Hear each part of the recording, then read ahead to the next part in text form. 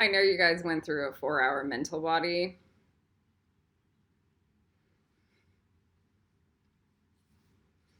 but nothing is done yet. We're not like chip, chop, chip, everything magically manifested.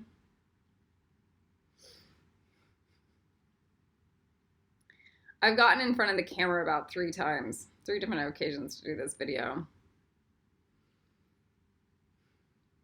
And I would turn it on, and I just look at my face, and I look dead.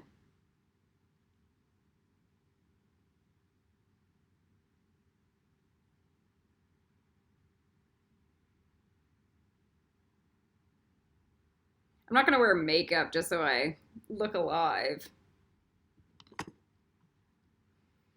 My body is like rotting out now.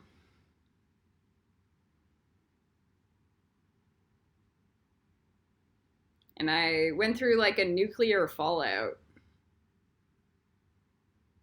I had to chop off all my hair again.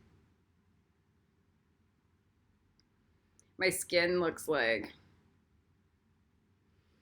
And right now I'm on a work schedule where I can like handle about 4 to 5 hours of actual work a day. And if I can get my 5 mile walk in right now, I'm happy. So that's my honest space.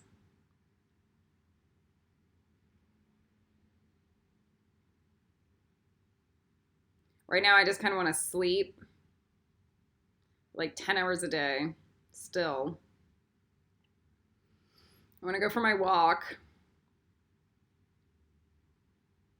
want to do some thoughtful video.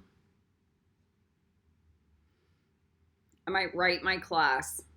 Okay, so this is where I'm at in my body space.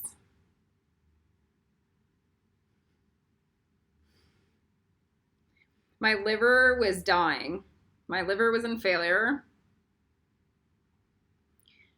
My neurological system was in, like, my Shakti system was electrocuting itself. So my nervous system would short out because I was handling all the Clipith feedback from everybody else, and then I would have to blast it out for 2 years. So it got to the point where my hands would freeze up and I couldn't even hold anything. Right now I'm walking around with my stick and I'm engaging my muscles and kind of keeping everything calm. The point is like, post Gabriel, I'm at a very low bar on a physiological level. We're also in the intestinal wall repair. Okay. I'm trying to get to the point where I can go for a run.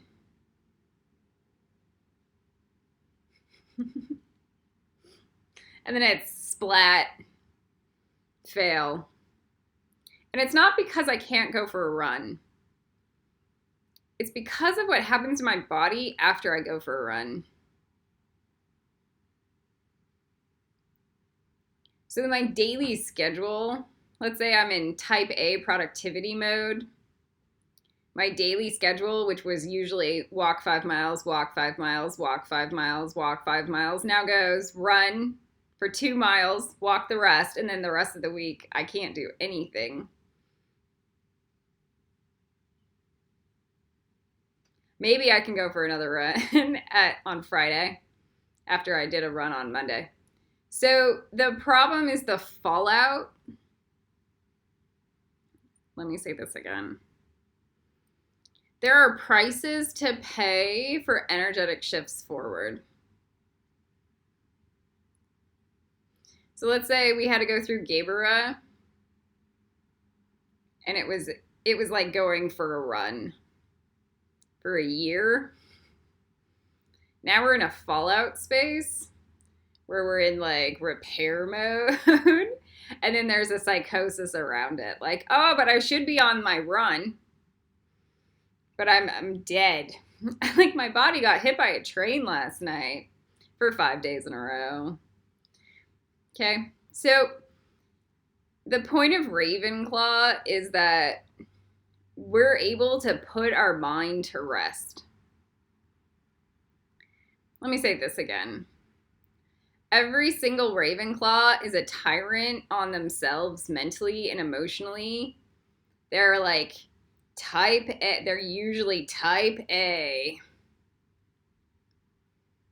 High performing. I had 10 jobs. I had 10 low paying jobs so that I could pay for my Kabbalah classes while I did this, and then I supported these people. Yeah. That is a Ravenclaw working from an Omega level. They're not out for money, they're out for self mastery and energy optimization at the highest level degree. They don't care about going to Harvard. They care that they're able to teach at Harvard. Let me say this again. They don't care about their degrees that they've received. They care that they're able to beat the people who received those degrees. So if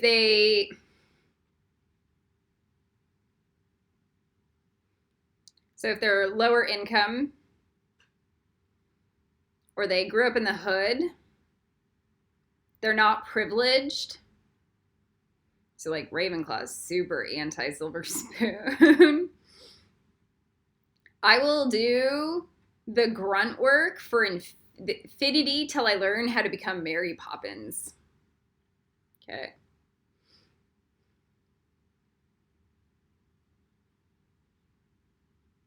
Before I starved to death, I wrote the Dragon King test. And I wrote the Dragon Queen book, the article, which I'm going to write into a script.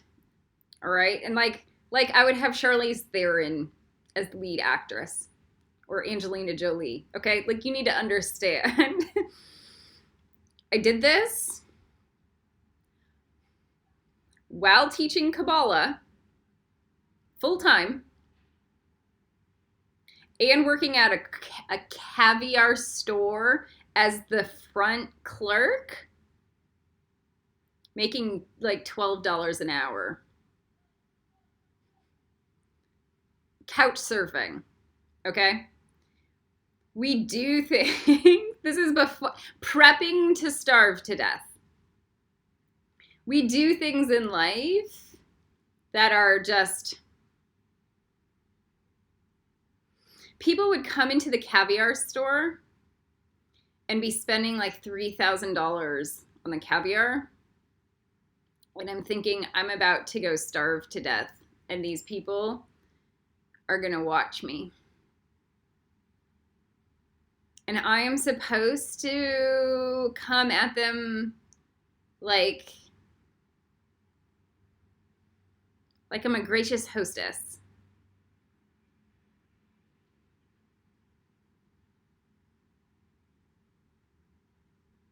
This went on for months, or a month at least. It was a part-time job, and it was a repetition job.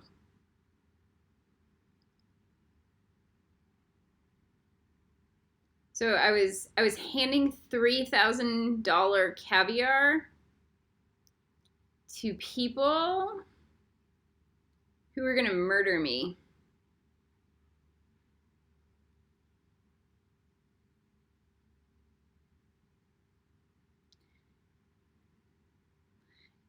And in the back of the corner, I would write about it.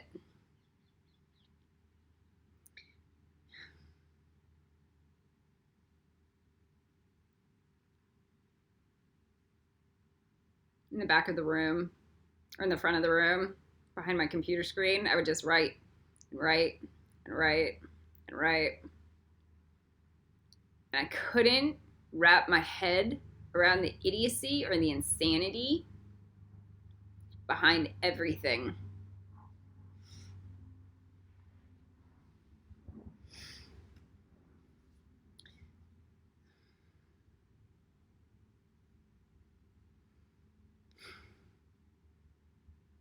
The integration ship. So we have this mental body of like context and longevity arrangements.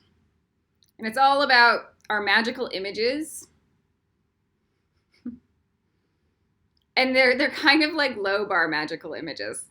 It's kind of like getting the whales freed from captivity. It's a low bar goal. It's something that is already completely socially agreed upon in the mass culture society. It's not like new wave, new age thought. It's not high level. It's like almost every single person in the millennial generation is like, absolutely, 10, 20 years ago, the idea that we can't get the whales freed right now is bizarre.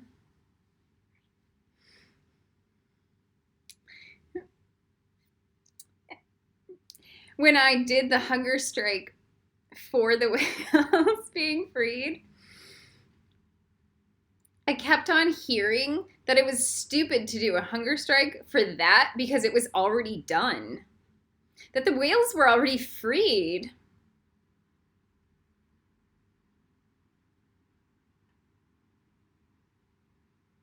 And all I've learned since then is the absolute 100 opposite. Not only are they not freed, I will be murdered and crucified for standing up against them. And that's the actual truth.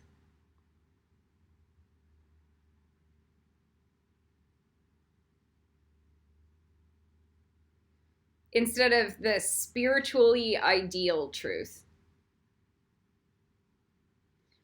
So we're going to talk about cost payout. Now, this is why we do things like our A&R work, is that we get out of spiritual toxicity where we're like, well, that's already done because obviously that's on the side of human justice. All right, so those are insanity spaces.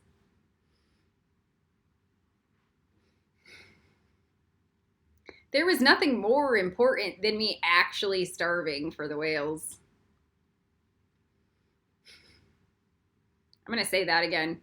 There was nothing more important than me actually starving for the whales.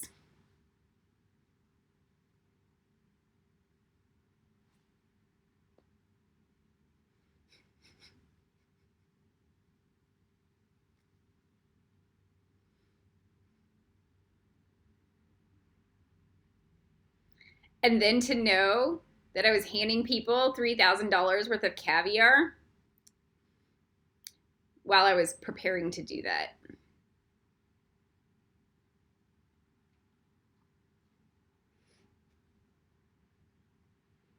At Beverly Hills, in Beverly Hills.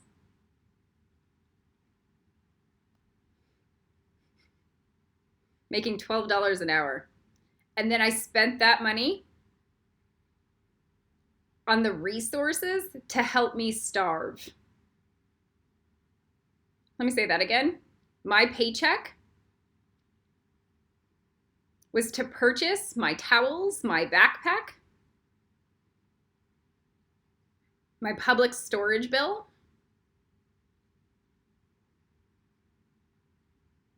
and my postcards to publicize it. My paycheck at the caviar store was to purchase everything required to pay to starve.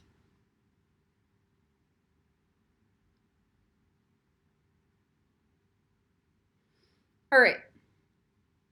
So let's get out of entitlements here.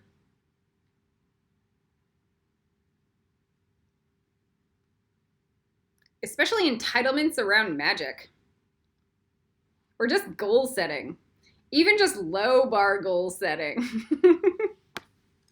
Let me say that again. When we have low bar goal setting, Like, let's be humble about it.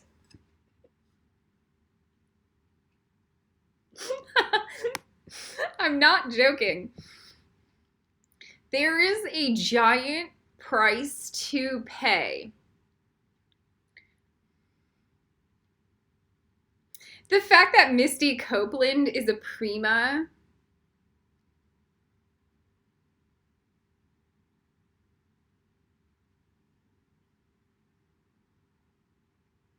and to watch her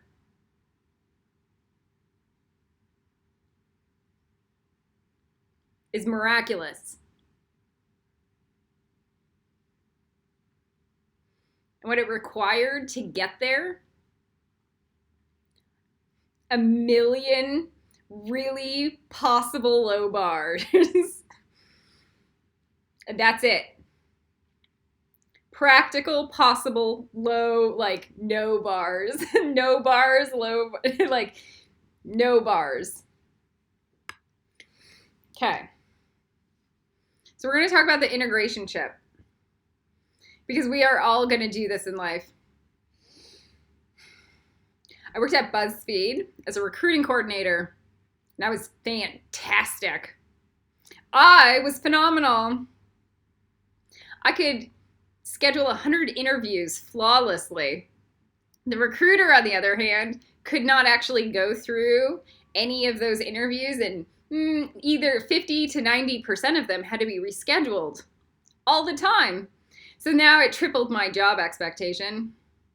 I now had a triple level job load because the recruiter wanted me to jam pack everything and fill her schedule up. the ASAP position instead of the real world position. So it was a mental insanity game.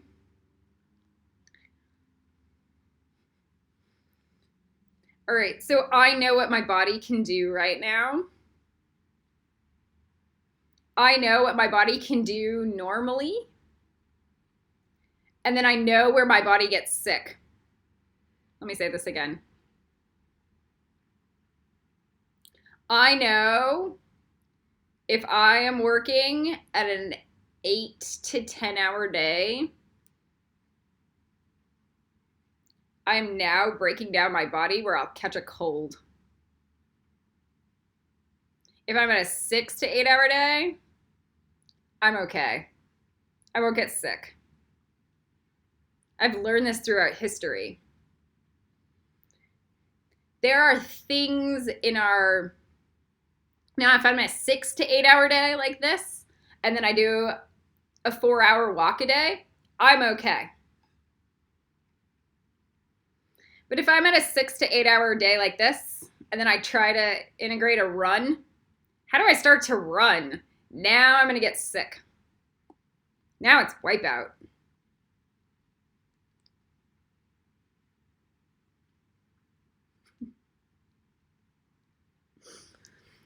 How we prepare ourselves in life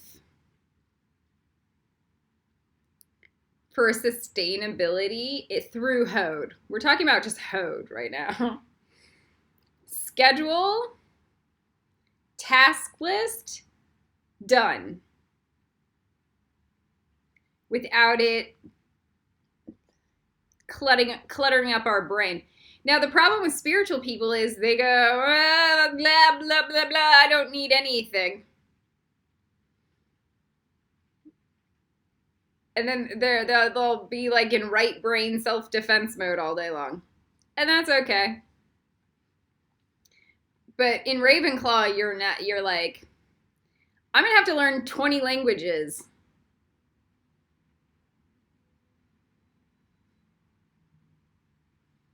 I'm going to have to go to med school and teach a literature class at Harvard. Okay? That's a Ravenclaw. I'm going to relate to you guys. So, like, for me, I have a new list I have my magical images for the long term.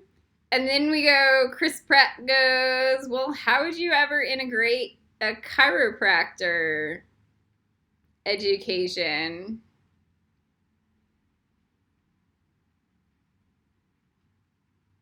I don't know. Maybe that's in the 20-year space. Let me say that again.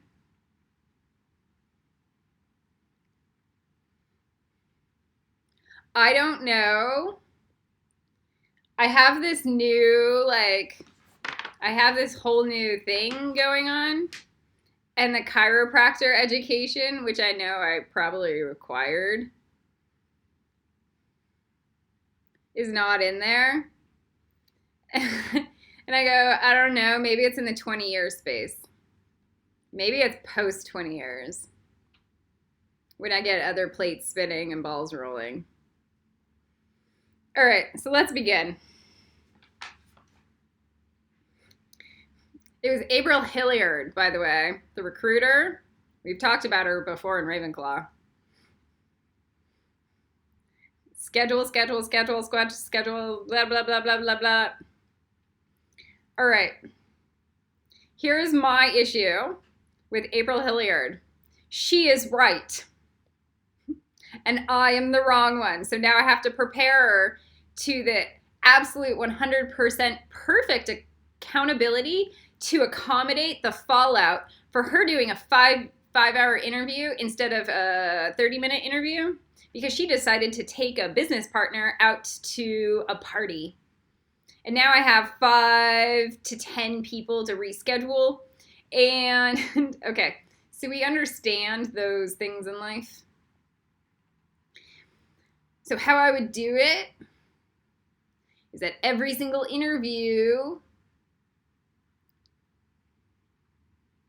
had a phone number on top of the meeting. All right, there were ways I would work around it. Where it didn't matter that I wasn't at the office or April wasn't at the office. Like, it was my fault. And so if an interview had to be rescheduled, it was my fault. And it doesn't matter. And that is the general tendency of a Hesed mind, is that the personal assistant is always wrong. It doesn't matter if the boss is wrong, ever. They will receive their lessons in life. And you will receive a path of self-mastery instead.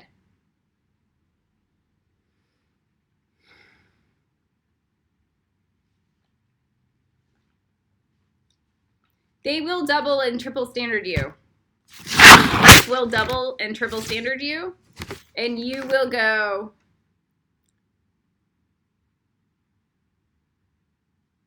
self-mastery.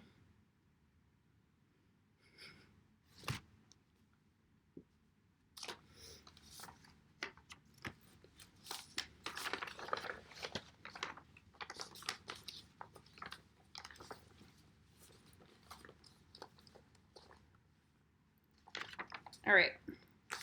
I have a few things to go through. One, a schedule review.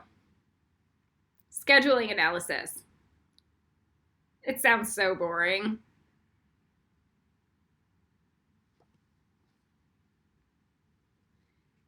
This is post Chris Pratt. Let me say this again. Before he walked in, I would have doubled it and failed. I would have doubled this and failed times a billion, okay? So it's like Chris and Odessa, or Eris and Odessa. This is our 1, 5, 10, 20. It's just one sheet. This is my one sheet I would hand to Warren Buffett at a job interview. And I would be able to explain it to him in an hour and make him excited and jealous. Let me say that again. I would be able to hand this sheet of scratches to Warren Buffett at a job interview and make him excited and jealous.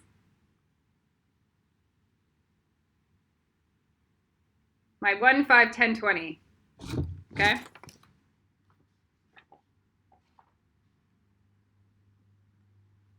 It's better than a resume. It's a self-awareness agenda.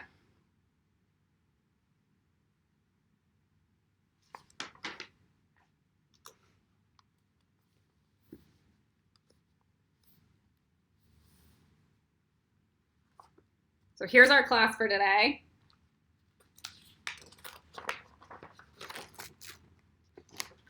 See how this one's easier.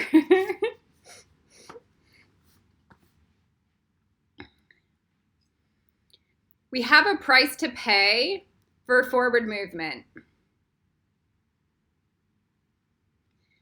And we're going to have to be scheduled to be flexible in that current scenario. Let me say this again. I can create a schedule that I can also receive a full-time or a part-time job with, and I won't go where if I received an 8-hour day position, I wouldn't be beaten to death because of the way my brain has entrained my value system and my flexibility around everything.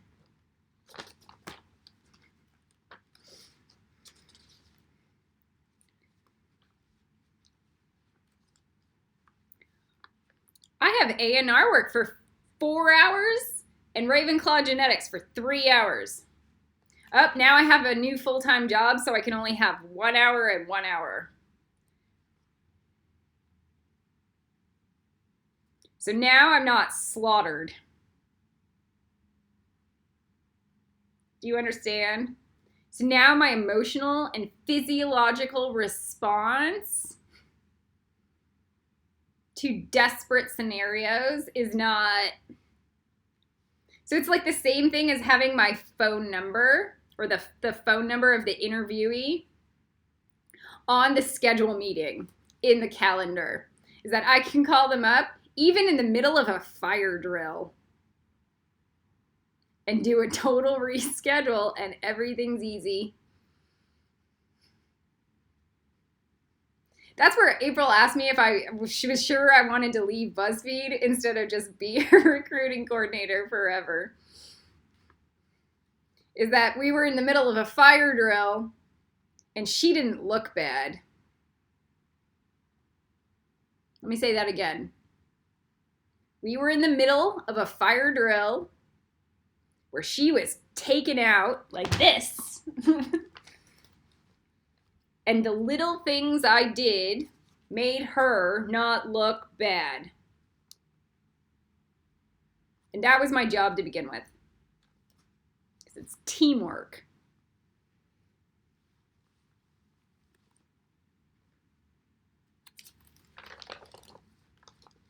Somebody was saying I was like that with Star also.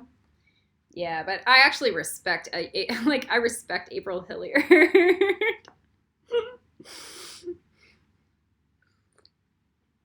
Okay, let's move forward.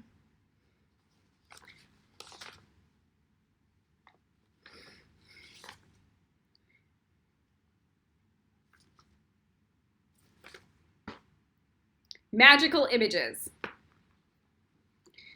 So we brought in these 4 magical images. At least I did. And they were all like low bar magical images. It was not, let me say this. It was not the trick I wanted to do. It was the work behind what it would take the trick to work. Let me say this again. I do not have magical images. Mostly. that suggest glamorization.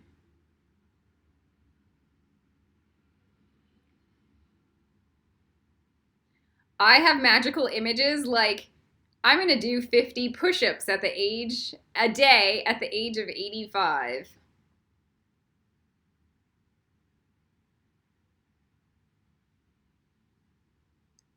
My magical image is the work image, not the outcome of the work.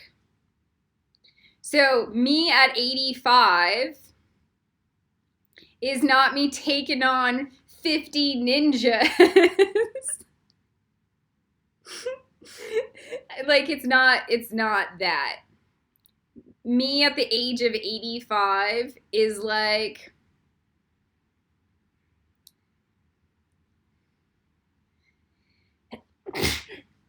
excuse me. Pardon. There was a thought form that came through that was important. Me at the age of 85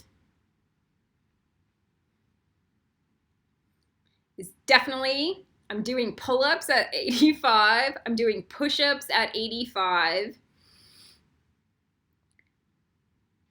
I have self-defense mastery. And we're going to cover the 1, 5, 10, 20 plan, okay? Because that only goes to 60 right now. The point is that my magical image is not absurd. It's not obscene.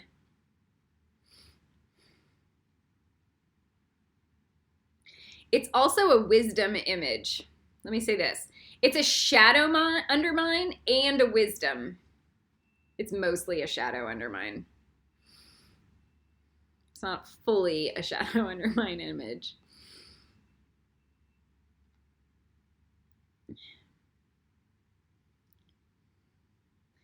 So my magical image is not $1 billion check being handed over by Warren Buffett. My magical image is me. How would I even be in that ball game? And then what's the long term of that ball game? And then where are the fallouts because of that choice or ball game? So for me to come to Warren Buffett for $1 billion check,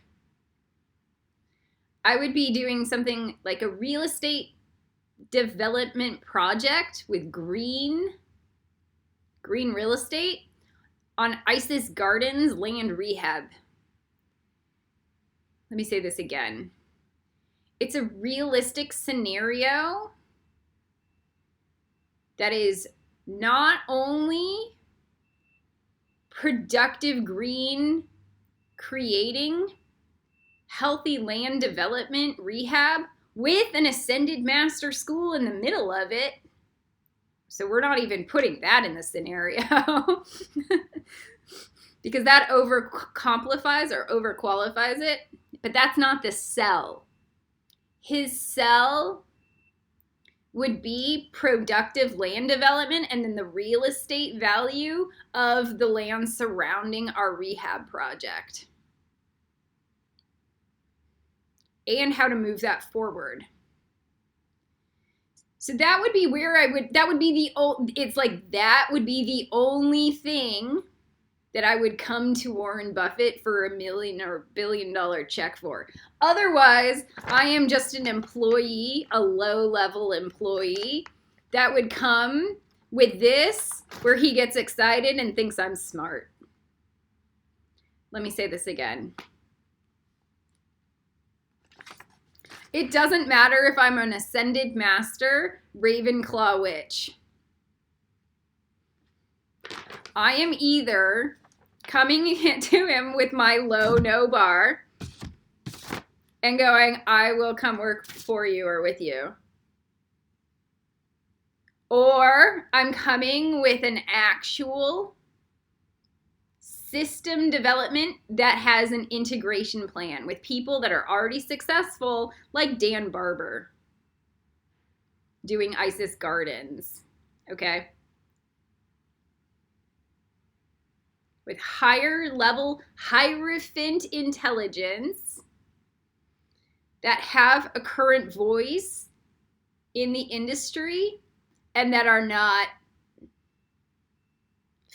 they're not, The Disease of the Spiritual Brain, I have watched. Are little actress girls going, I have my magical image is a $20 billion check.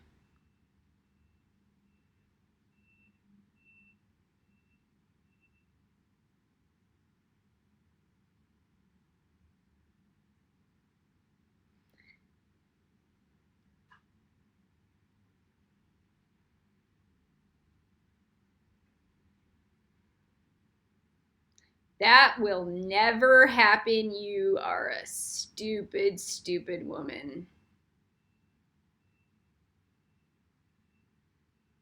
A naive MMS initiate, stupid, stupid woman.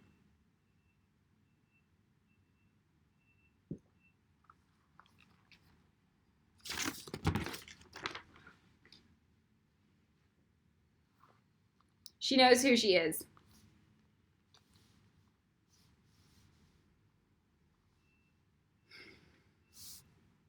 So here are my magical images. Let's review.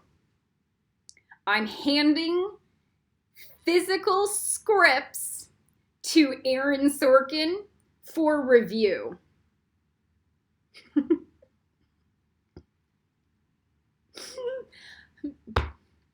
The first one is the Tao. So I have the scripts in my brain. I have a pack of them to give to Aaron Sorkin, not to sell, but for redlining.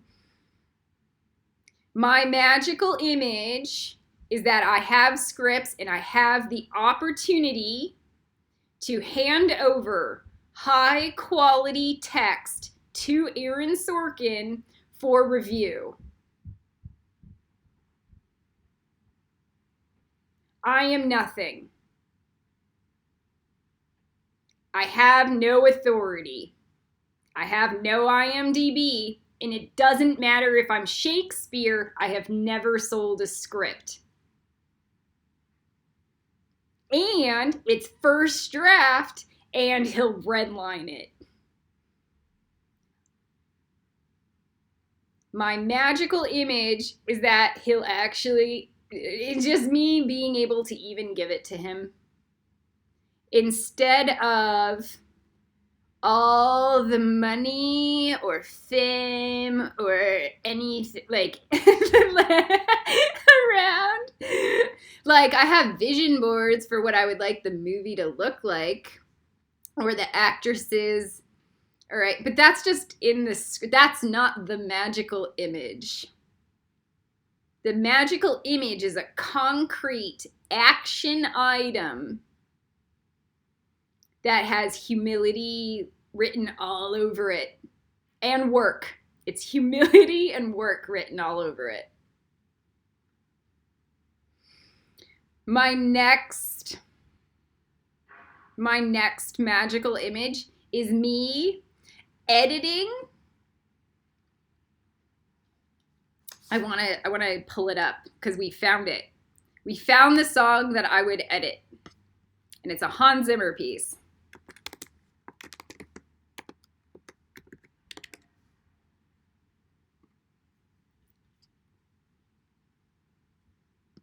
And it's from The Dark Knight.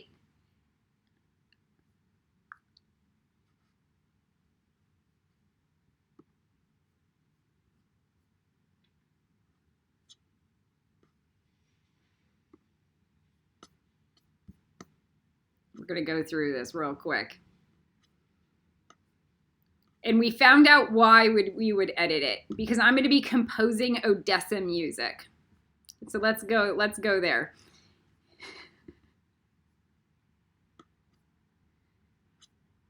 How do I do 10 things at a high quality? Again, a Ravenclaw does not do anything that's not at a higher quality. We don't mass produce for reptiles. We are Hierophant educated.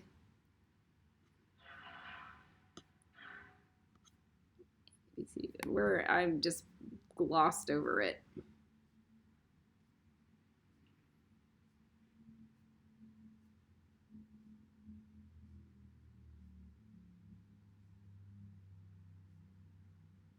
A, B, C, D. There we go.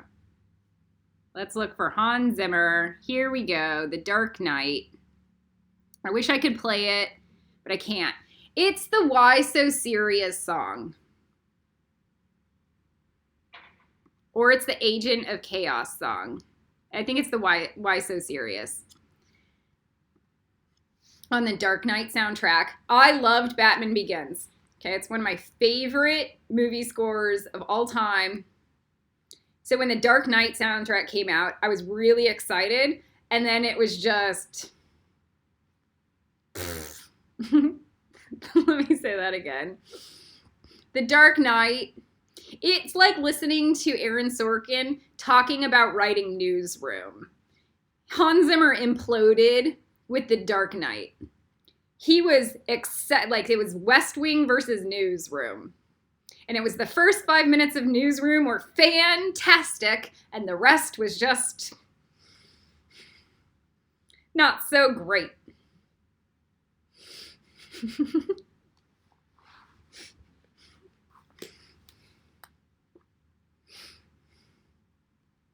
The same thing is with Why So Serious.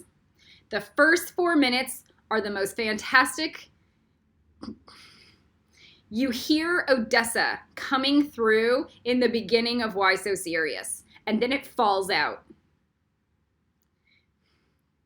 Let me say this again. You hear Odessa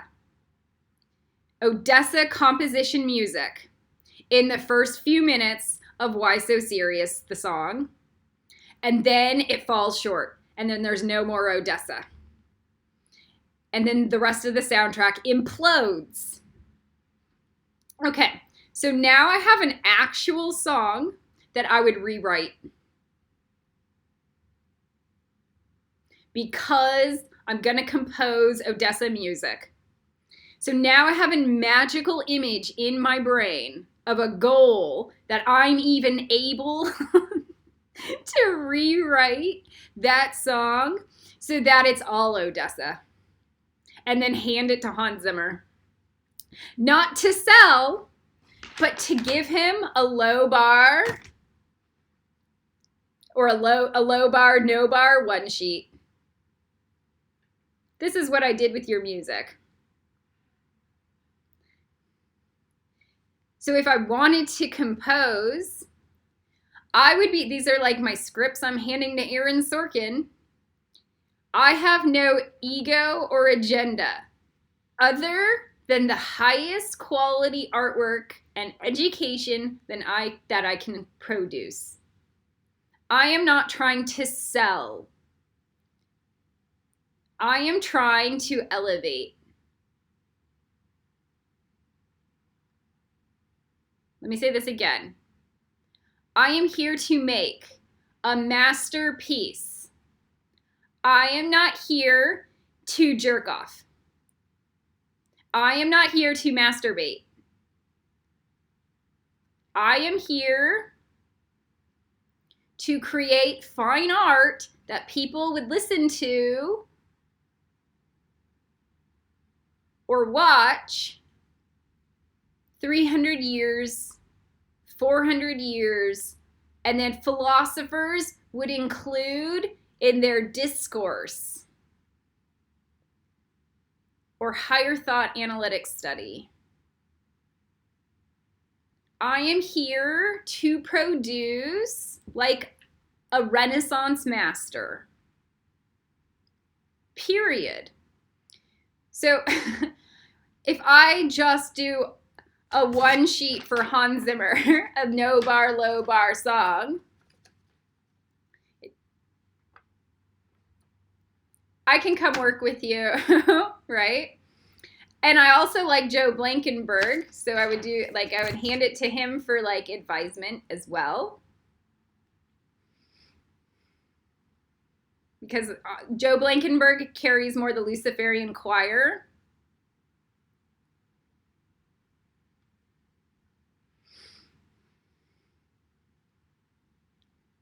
So between the two of them, I'm going to get a really solid foundation. Let's say this again. A solid foundation. This has come after 20 years of listening to movie scores for over 15,000 hours. It's like I'm a chef that has never really cooked, but I have eaten at all of the best restaurants, and I have 15,000 hours of it, and now I can go apply for a job from who I like and why I like them. And I can learn from a base level, just the sauces.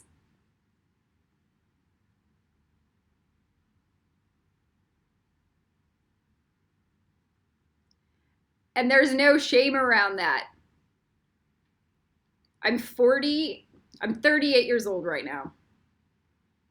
There is no shame. Me being 58, handing over a genius rewrite. Let me say this again.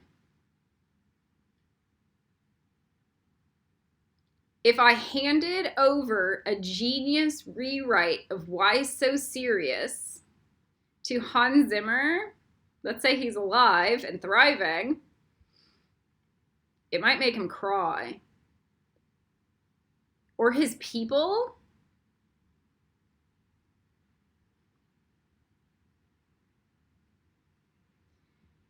The longevity analysis for goal setting is everything instead of lifestyle daily reactivity thinking.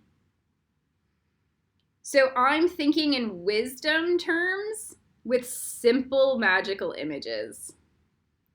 And that's anti-crazy, and I'm way more likely to get it done.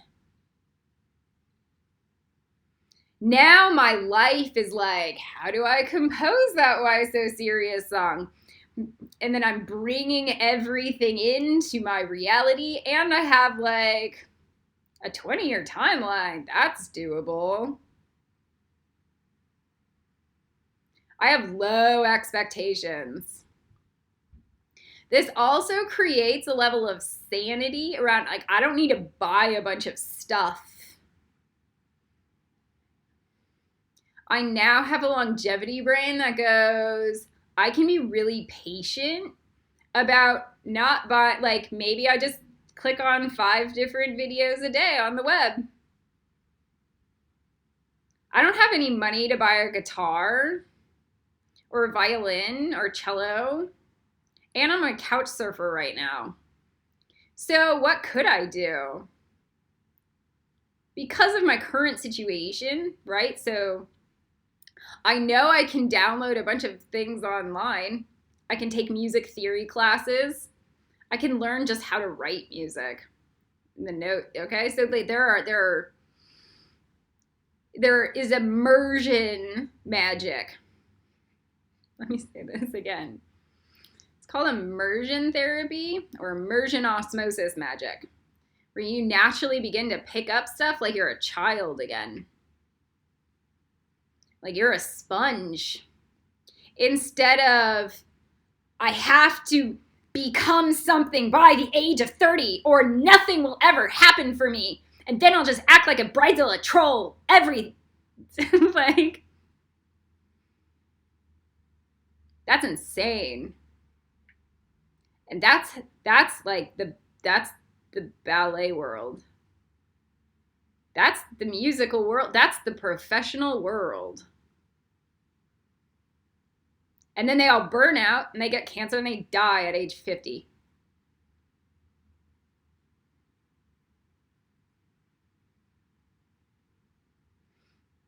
Okay. So let's go back and review our magical images.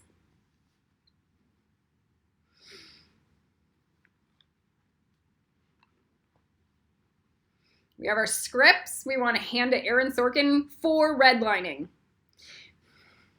I'm handing over. My brain is not, I want to sell Aaron Sorkin my God work, okay?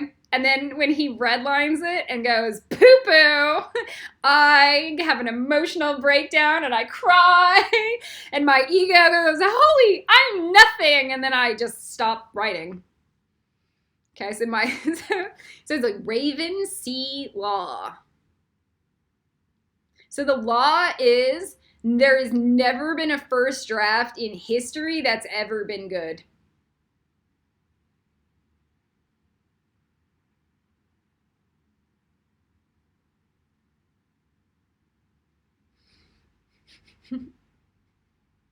I would rather go, here's my first draft, redline it. I'm gonna hand it to you like it's completed, and then I'll have like a pile of notes or edits available when it's redlined.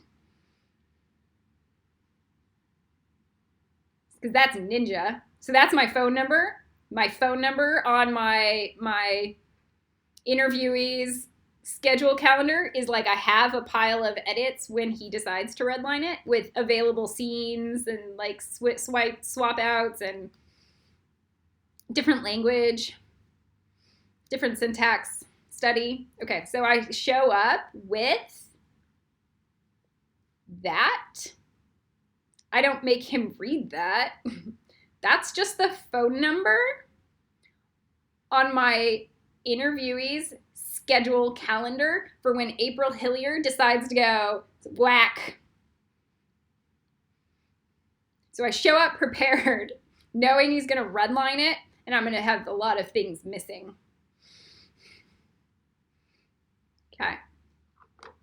Magical image number 1. So now the magical image is actually way more whole. Now I feel like we're shadow undermining. It doesn't matter if I'm Hermione Granger. Let me say this again. It doesn't matter if I'm the world's most creative, hierophant, highly educated person. At all. It does not matter if I'm Hermione Granger or Hermes Trismegistus. It doesn't matter. So if it doesn't matter for me, it definitely doesn't matter for you guys.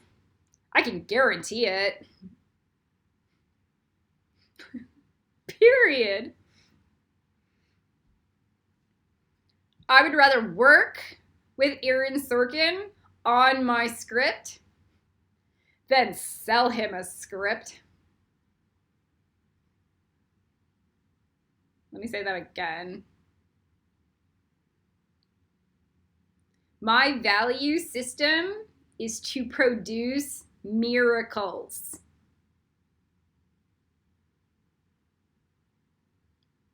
Highest quality art available.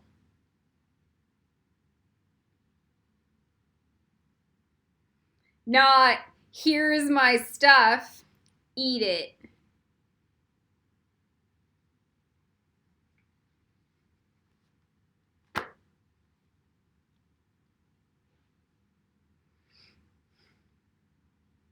Next,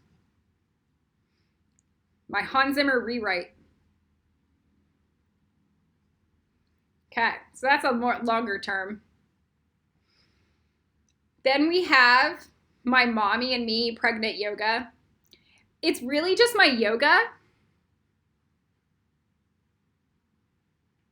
but it has space for Mommy and Me yoga. It is Mommy and Me yoga. It's flexible, you see? It could go either way.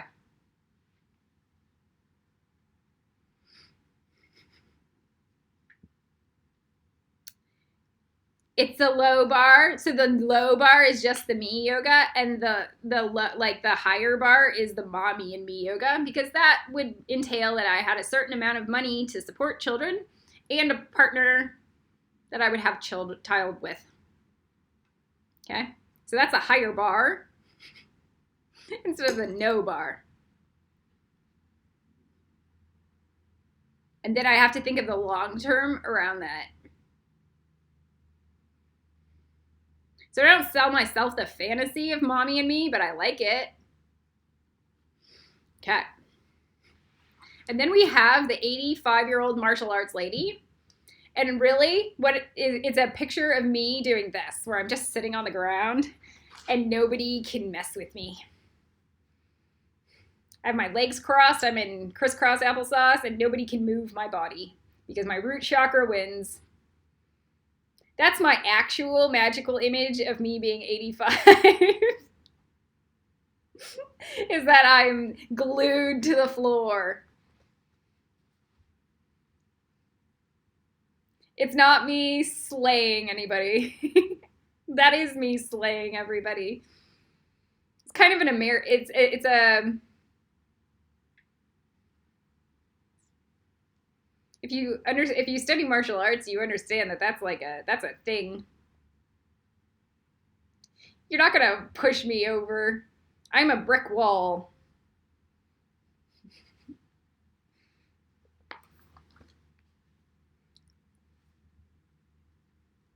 Like, I'm tough.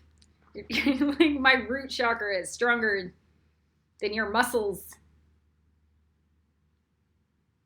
That.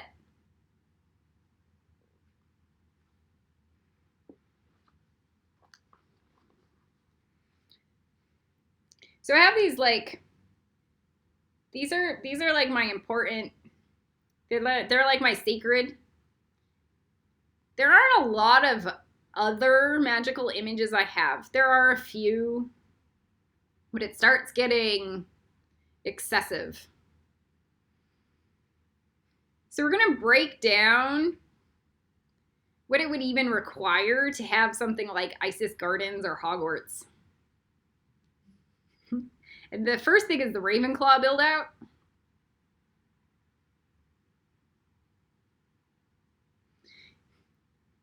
It's easy to build Hogwarts when I am a professor at Harvard.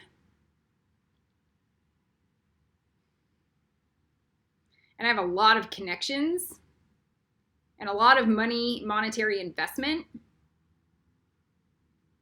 And I've been legitimized within the educational industry. Let me say that again.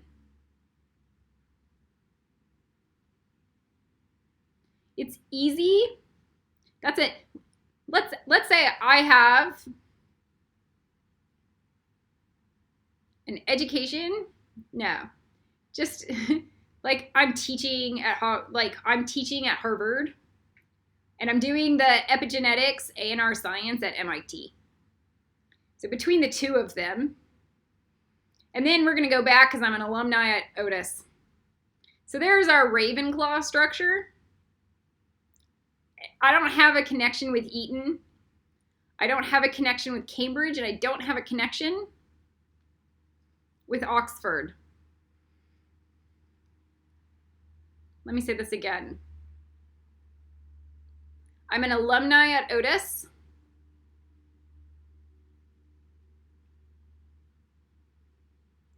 I would teach Kabbalah at Harvard and build from there, and I would do the epigenetics A&R science, behavioral science at MIT easily. And through that, we could then move forward into building an actual Hogwarts. There's our Ravenclaw. All right, so that's like a doable thing. That's kind of like a low bar analysis over the next 20 years.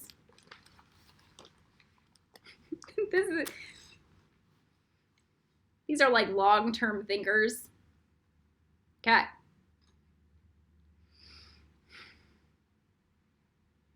The difference between MIT and Otis is everything, and they're both two sides of Ravenclaw.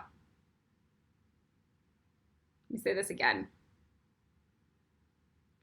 The two top Ravenclaw schools that were claimed on the planet were MIT and Otis. They were the first two to vibe Ravenclaw.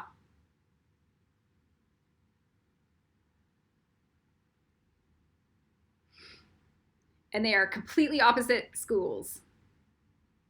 So you have the left brain and the right brain school.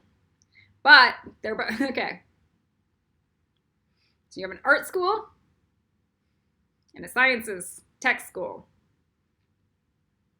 Mathematics, sciences. Okay. Two sides of the Ravenclaw. All right. So just that's like my magical image. And then you throw in Harvard, and that's our trinity. We have all the philosophical and religious studies at Harvard also. We have Harvard Business School and Harvard Law School already set up. We have, I'm pretty sure we have Harvard Medical School. Okay. So upgrading. So that's a natural upgrade into higher level intelligence.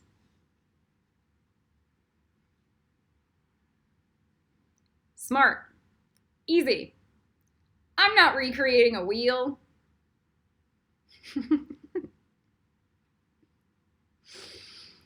I am redefining how it would be made because of the new Human Genome Foundation.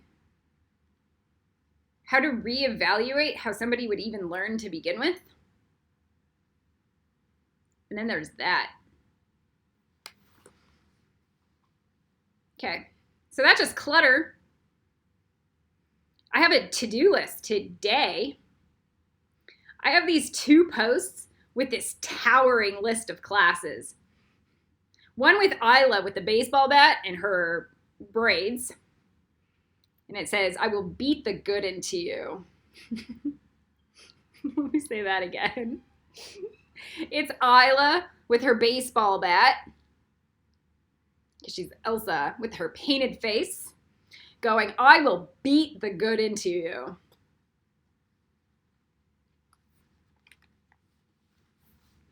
And then we have Kelly and the Glamorous Empress card, which is her Cersei Mott card. Not Cersei like Game of Thrones, like Cersei the Greek goddess. There's a Mott, Persephone. So Kelly is Mott, Persephone, Cersei. Okay. With another towering list of the more important as the fast as we can get lists that we can do right now. Okay, so I have the long-term to-do list. I will beat the good into you, and I have the short-term to-do list. I'm hearing in Morse code. Then I have the book review. Oh my God. I'm Hermione Granger. I'm supposed to have read 5,000 books by now. Instead of doing all the mathematical analysis behind the entire quantum field of this planet, I was supposed to have read 5,000 books. I wasn't supposed to have reviewed every single movie. So now I just see my future. So we put together the Hoshmaline list, Hoshmaline book reading list, and it's just classical left-wing philosophy, where we have Kurt Vonnegut, David Sedaris, Malcolm Gladwell, Paulo Coelho. Who else was like every single, and the author that wrote the Anastasia series. So we have these magical images of these book lists that are probably at the hierophant of left-wing ideology. Okay. Classical literature. We also include the classics like Jane Austen in that list. Period. And the list keeps growing. And then Shakespeare. And the list keeps growing. And then your brain goes, how do I even do that?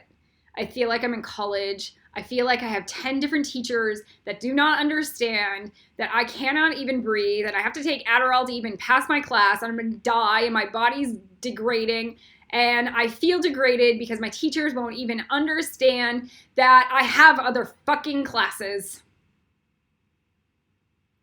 I go to one teacher, and then I go to another professor, and then I go to, and I feel like I'm in a pinball machine, and I cannot even keep up, and I'm gonna die.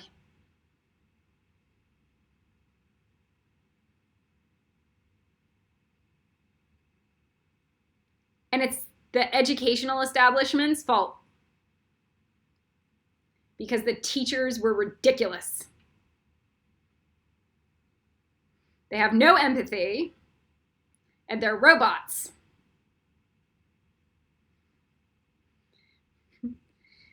So my job is to do the reverse. I have all these goals, and I don't want to feel like I'm a pinball through the machine in life, especially as an ascended master. I cannot do any work if I feel like I'm in a pinball machine. At all.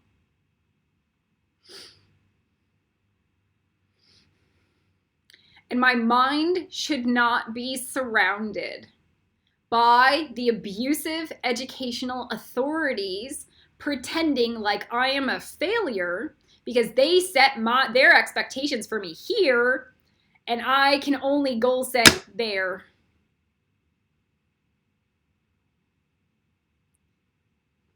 I know the bar is up here, believe me. My job is to teach you how to reach that bar set, but by doing that to yourself. Because there's no other way. There's no other way. It's impossible.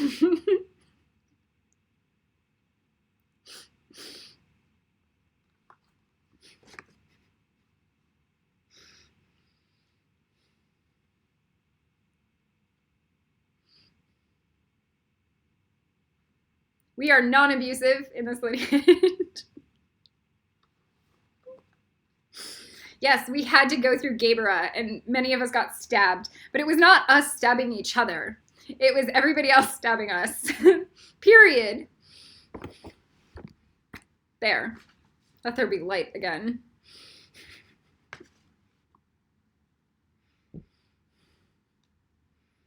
The Secret. Okay, so Rhonda Bynes came across like 20 years ago. Is it 20 years now? With the book called The Secret. Like, if we set up a magical image, it will just magically manifest in our lives. It was a ridiculous scenario. I've never heard anything more obscene in my existence. To hear about a bunch of millionaires posting houses they want on their vision boards, and then they magically manifest them, and then they're in upside down mortgages, and they created an entire environmental societal collapse.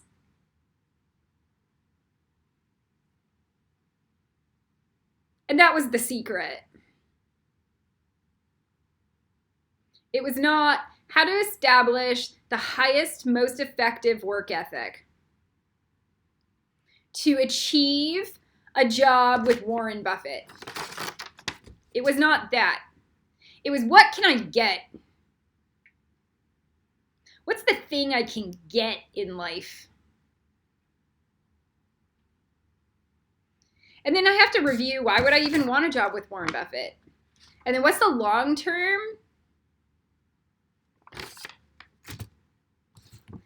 So The Secret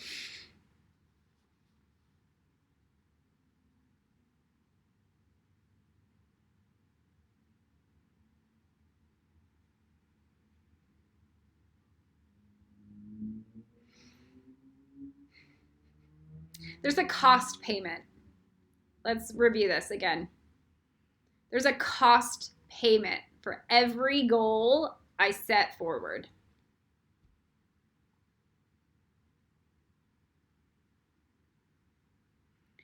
So there's definitely a cost payment to everything I purchase.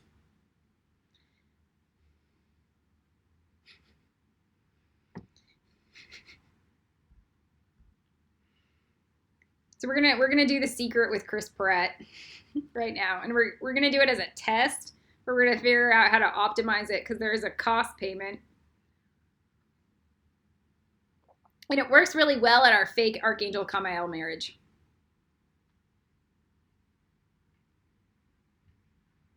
So that's his no bar. That's his no bar arrangement with me. That's our no bar. It's a fake Archangel Kamael marriage. That's easy.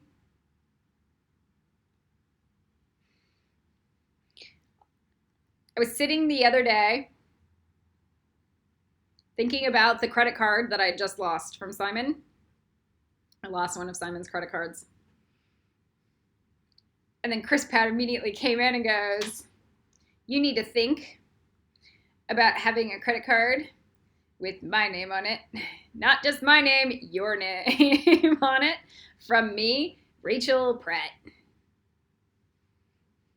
So now I have this magical image in my brain set up by Chris Pratt that says Rachel Pratt at the bottom. Now, if I think about this in terms of a fake Archangel Kamael marriage, that's easy. That's simple. If I think about that in terms of like anything more, it has like cost. It has a mental, emotional like cost, and it becomes toxic, and then it like destroys me from the inside. Because I have to think about everything that needs to get done to even have that.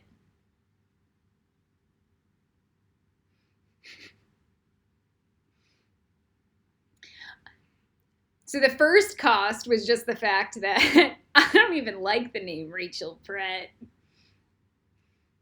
So I have to sell my cell. I have to sell my cell. Yeah.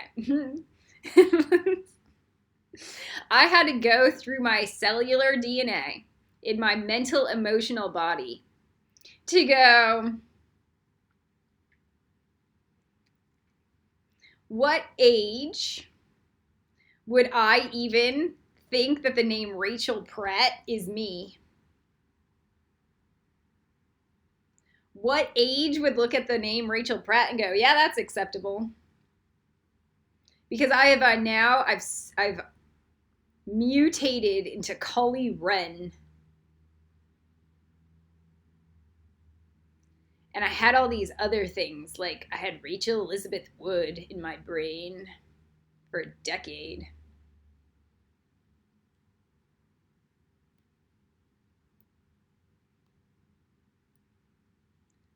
So the idea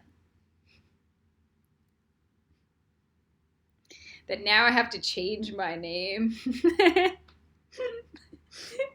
is like, do you see there's a cost analysis?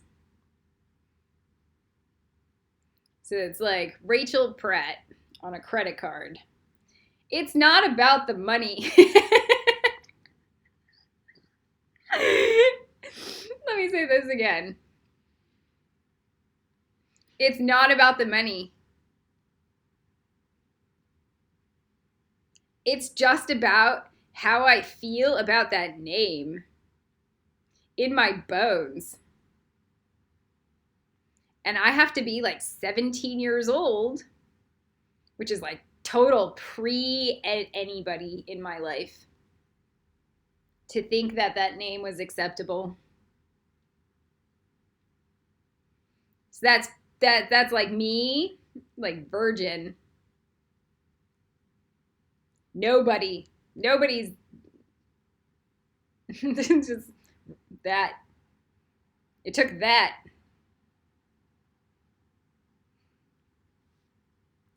Then I have to look at like the idea of being married. Where could I emotionally and mentally handle this if it was a real marriage? and through different age spectrums, old, young, and middle age. And then also just the fake marriage, old, young, and middle age.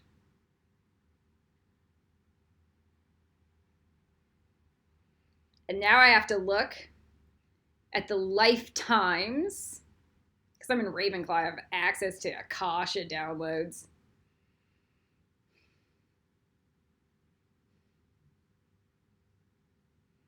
Lifetimes with marriages to Chris Pratt on a soul level. And see how that works. See how that affects my reality today. So just him giving me a credit card that said Rachel Pratt in the astral planes changed and rewrote how everything worked in my mind. Now we're going to talk about the headphones, the magic headphones. Hold on.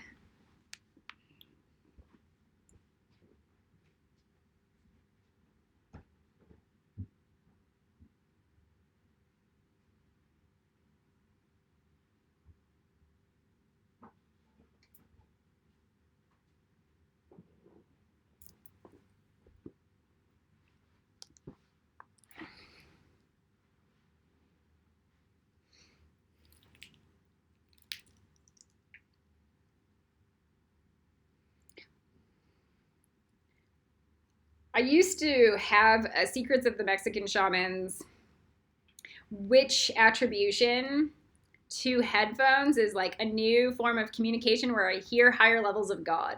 So every single time I went and bought my new Apple white headphones after they broke, and I had to buy another pair, and then I had to buy another pair, and then I had to buy another pair. It was increasing my connections to what I hear from God.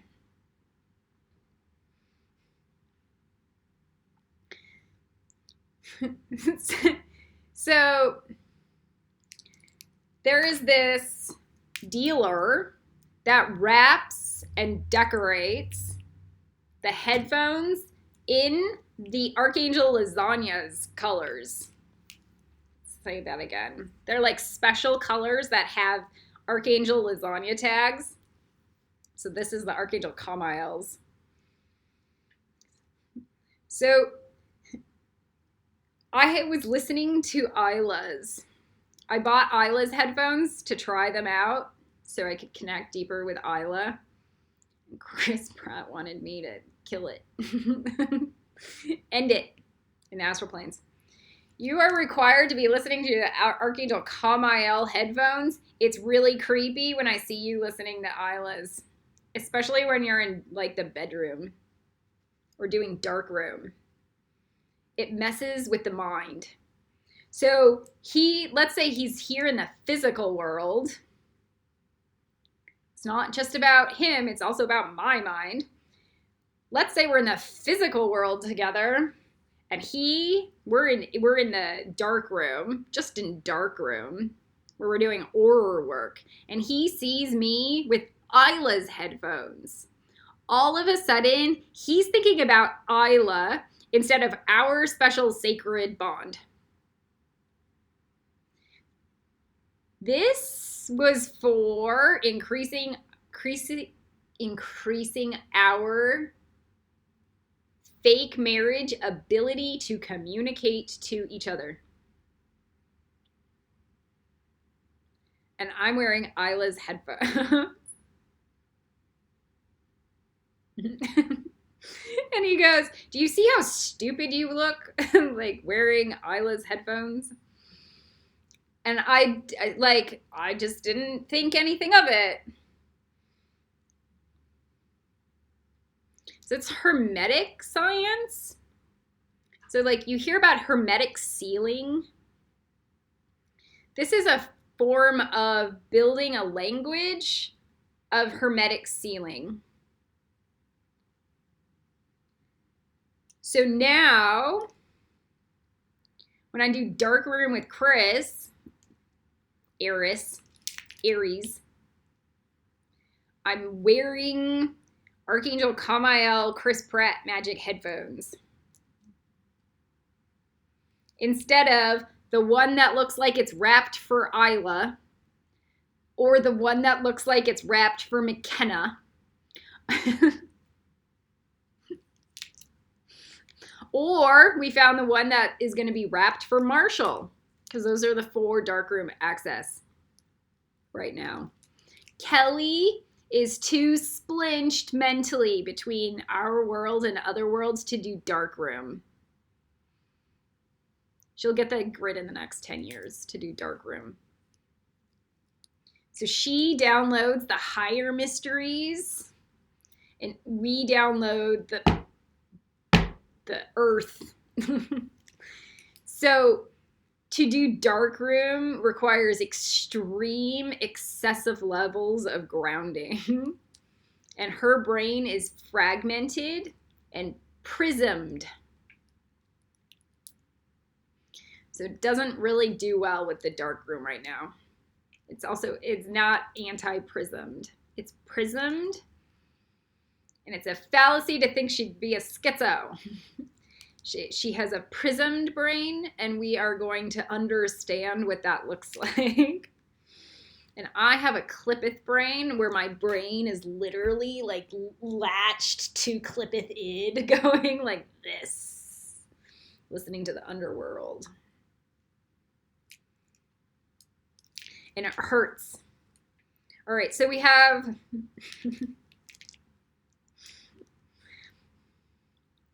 All right. We're going to talk about that. This is a magical image. There's a higher cost on not doing it than doing it. Setting up our fake marriage is the same as setting up a real marriage. So we think about what would be the bathroom? What would be the bedroom?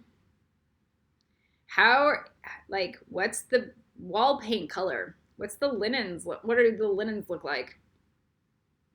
Even if we just were in a shared house with separate bedrooms. Period.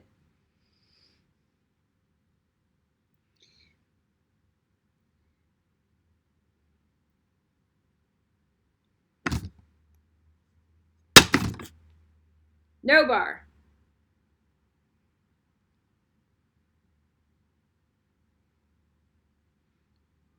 Where is darkroom activated? How is that activated? So these are the magical brain images that are actually required instead of... I made a vision board. It's the difference between a wedding ring and like the 6 months that it would require to do a wedding plan. Let me say this again. The difference between an engagement ring and a book to even plan a wedding.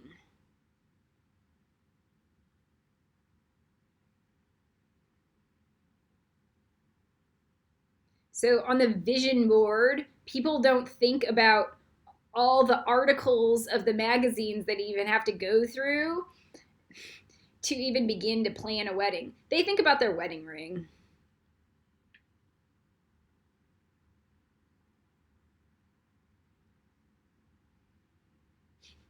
So again, the magical image is the work.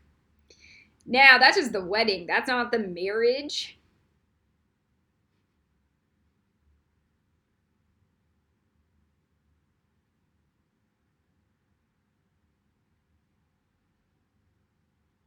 How would I even be married to that person? Where are the goal alignments?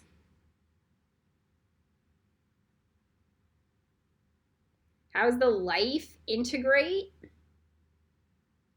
and merge through the physical world? What's the level of work required? What are the push-ups we would have to do to make something like that happen? People go, I'm going to build a baby. And that's how I'm going to do it.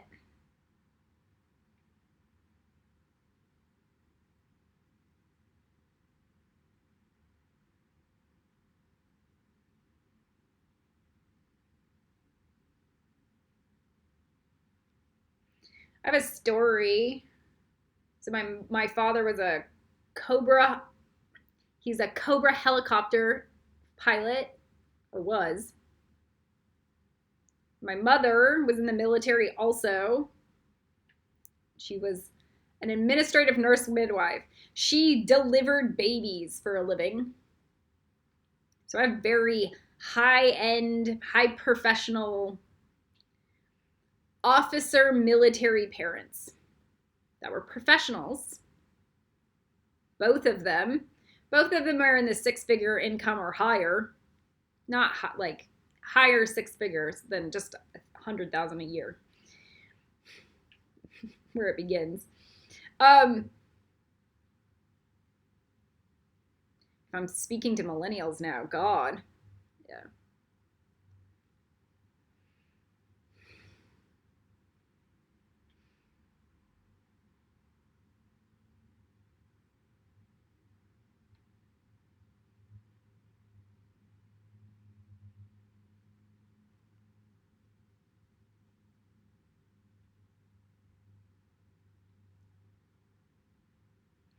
My mother was married to my father, and she refused to even adopt a sense of interest in his profession. And when she told me this, I understood why they would forever be divorced. There was no actual integration. There was no goal alignment. There was no 1, 5, 10, 20 with a merge with the other person's 1, 5, 10, 20. It's the same as a job interview.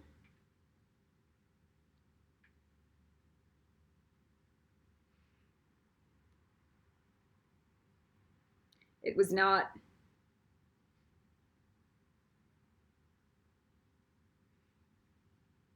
It was just because that was something you would do and they were attracted to each other. Kinda. God. So,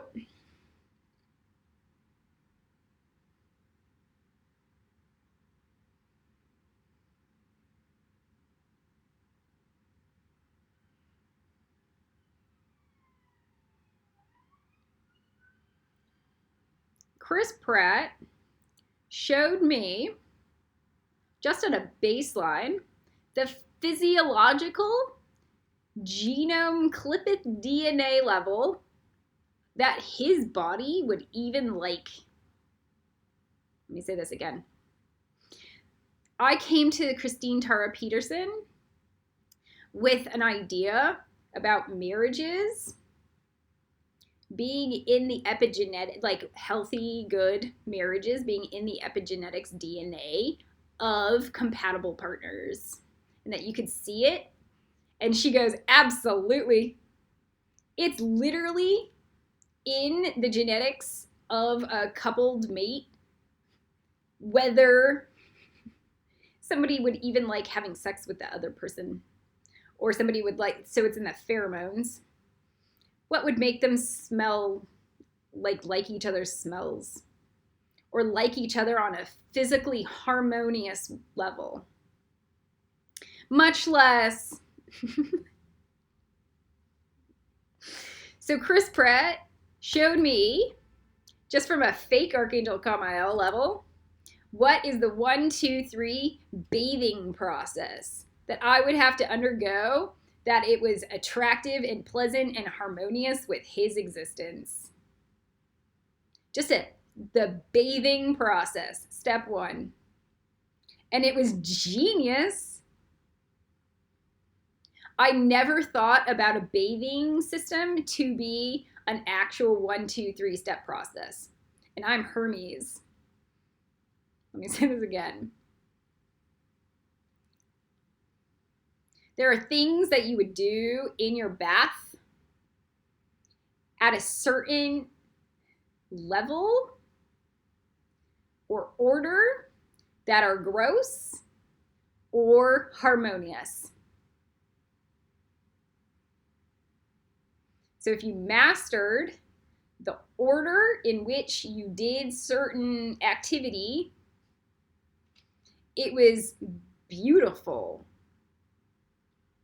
We're going to cover Tantra bathing later, but it's the same. The point is that he didn't give me a credit card. He gave me an entire integration process to even develop a 0 bar fake Archangel Kamael marriage. Let me say this again. He gave me an entire system to integrate him at a 0 bar fake Archangel Kamael marriage. God.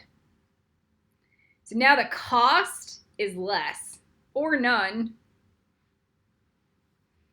And I don't go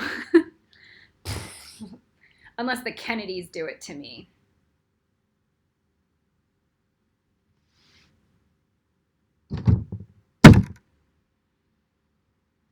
That's not him, though.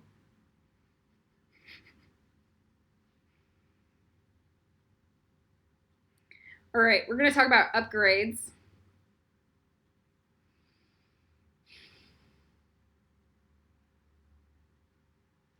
Getting fired and then having to find a new job is PTSD on people.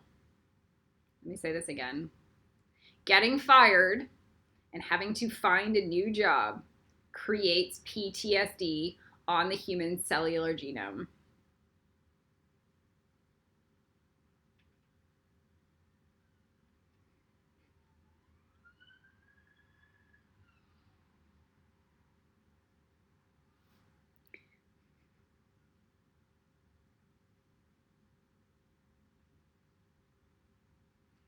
I'm a contractor.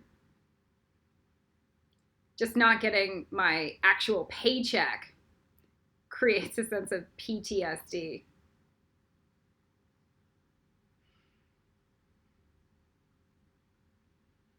All right. I go for a 5-mile-a-day walk. And now I want to integrate yoga, and I need to integrate a run. But now I'm doing my intestinal wall repair. How do I do this where I'm not going like this? I'm not being slammed against the wall. And I just start with the 1 day a week fallacy. If I just integrate it at 1 day a week, I'll be okay. But I still am not accounting for the physiological downtime required to upgrade for a repair. So I'm going from like my 0, or my first, let's say it's first gear. My 0 gear or first gear is a 5-mile walk. And now I'm trying to like, how do I upgrade into fifth gear without going into second gear or first gear? It doesn't work. Okay. We're going to talk about that in our 1, 5, 10, 20 page and in our crazy schedule rewrite.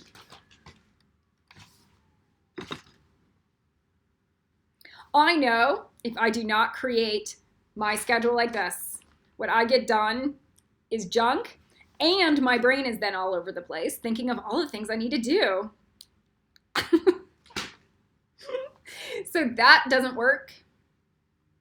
So now I have to figure out what will work.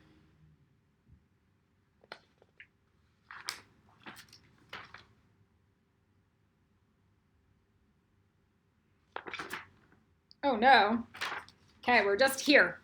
We're on our schedule.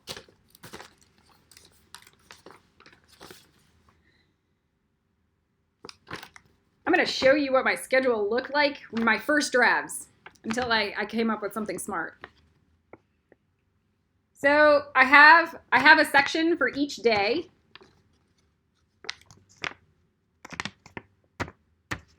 And then it's a 2-week schedule. Now we've covered this a little bit, but we haven't really covered. Now I have like my video for the day. I decided to not schedule myself for more than one video at a time. One video a day. That's it. I have a space for my walking, and I have maybe yoga. Like, I have writing Hode and writing the Tao. Here's Smint class. What day is that scheduled on? It's scheduled on the 18th. It's now the 16th. We are not doing the Smint class on this day. Okay, so we understand that this was a really bad version of a schedule. All right, so then we have the next upgrade. And I'm thinking, like, I have all these moons. I have these videos, like I need to get done, these videos on my list that I should be mentally downloading in my brain, and I don't want to keep on looking on Facebook about all of them. These are all classes I have to teach. And then here's my moon calendar. So I understand just the premise of what my moon is going to be. Let me say that again. When I have here the Aries full moon, and I know it, and then I have this alchemist moon, and that alchemist moon is on Leo. I have a maybe, like, which version is it, the waxing or waning? It's like is it I'm not joking. I understand how the moon works. Mandatory. Is it waxing or waning with Leo? I'm not looking at the rest of the astrology, and I'm not looking at my moon calendar. I have this on my weekly calendar. The shortcut is here. So it's like,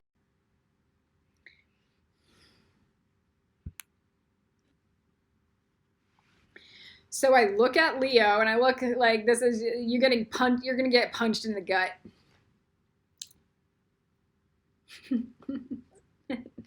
Probably from a Slytherin. Okay.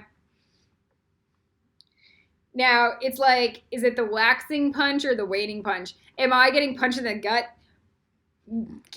like creating Slytherins to get punched in the gut?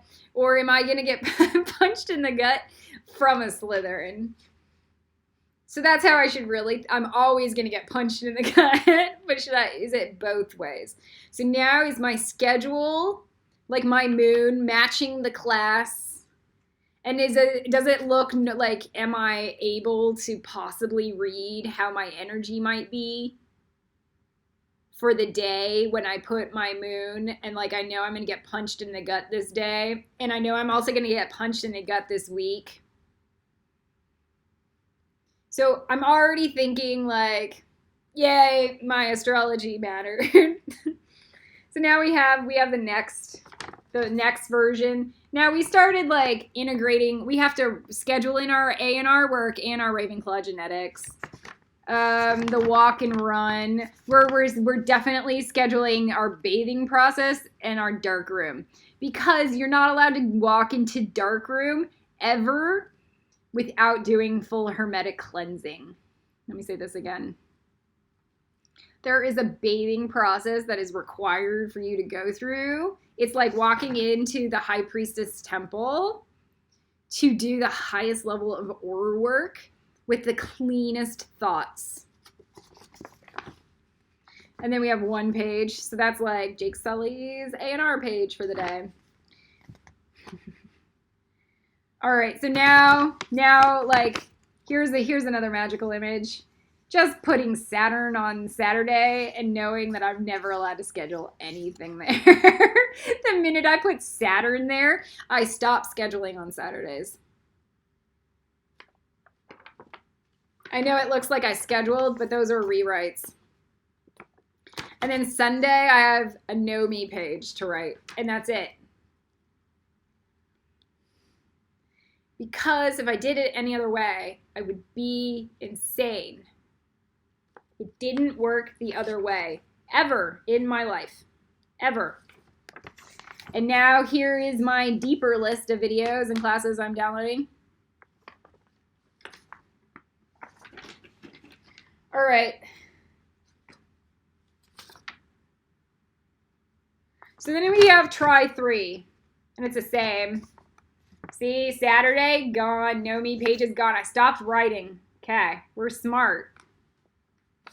And I have to start where we didn't get any of those other things done. So we have to figure out how to redo the schedules.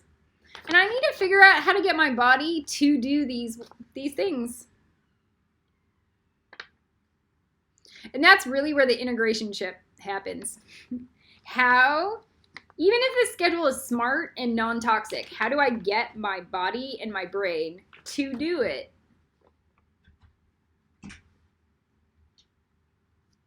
Oh, here's Simon.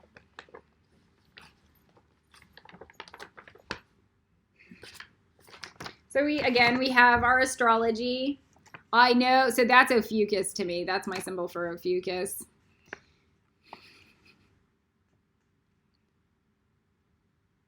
And then here we have the winter moon coming up. So that's our magic moon, our avocado moon. So I generally know what a moon in these areas would look like and how it would affect my reality, just even on a simple personality level. And so I have, this is my fertility moon. So this is my green woman moon, and I know I'm only allowed really like a sacred day. Here's Saturn, nothing. Genome pages, nothing. Here is I'm going to take a hit. I'm going to take a hit in the stomach. Okay. So, and then I'm probably going to give a number of hits.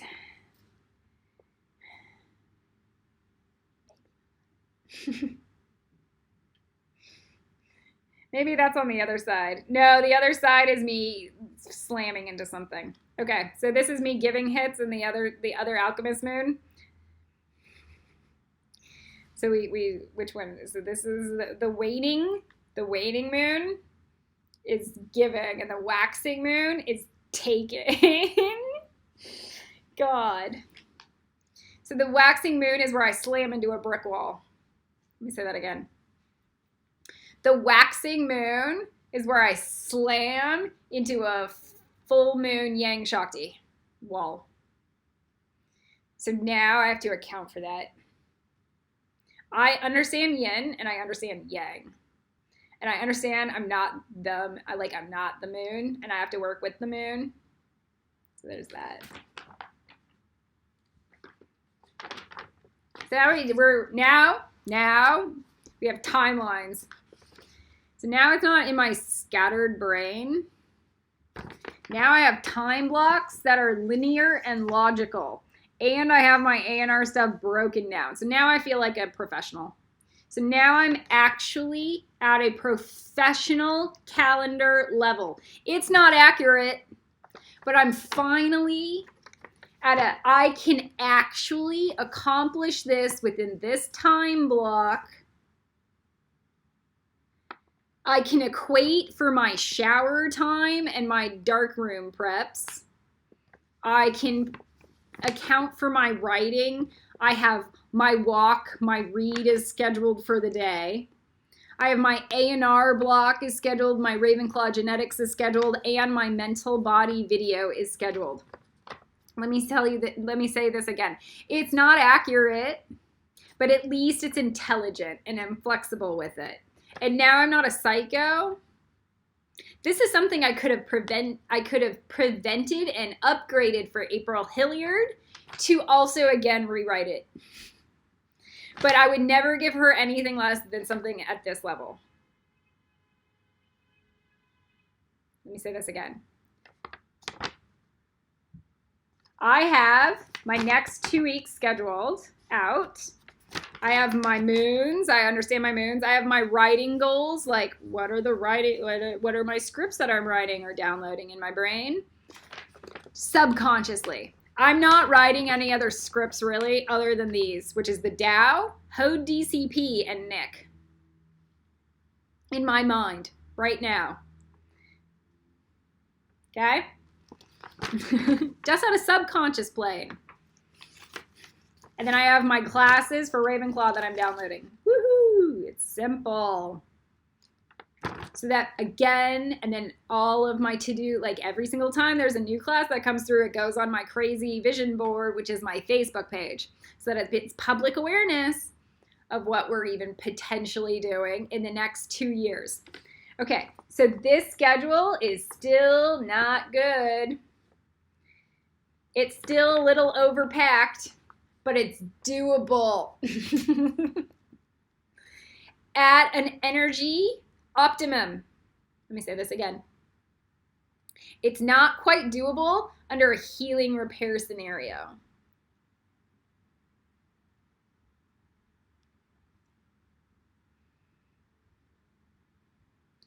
Where I feel like I'm coming on screen and I'm like, I'm in a nuclear fallout space. It's not doable then. It is doable at my I am good in beta wavelength production, and I can do my good Hode when I'm in a healing space and I'm in a solid space. This is the goal I am still setting in my brain to establish forward momentum in my life. There is nothing more important. So this is a magical image. Not these. And however long it will take for me to get to this level. Now, if I was with Isla and McKenna, it would be like these days were for Isla and McKenna because I am their auntie instead of their mommy. If I was their mommy, my schedule would look different, and you're allowed. It would look different, but it would be mandatory. Let me say this again. You're not going to pass Ravenclaw without passing this.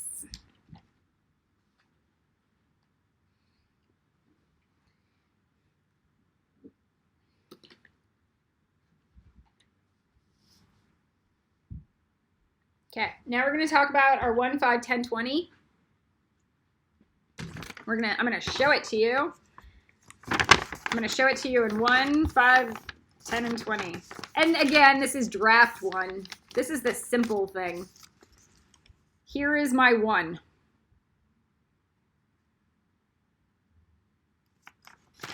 Here is my 5.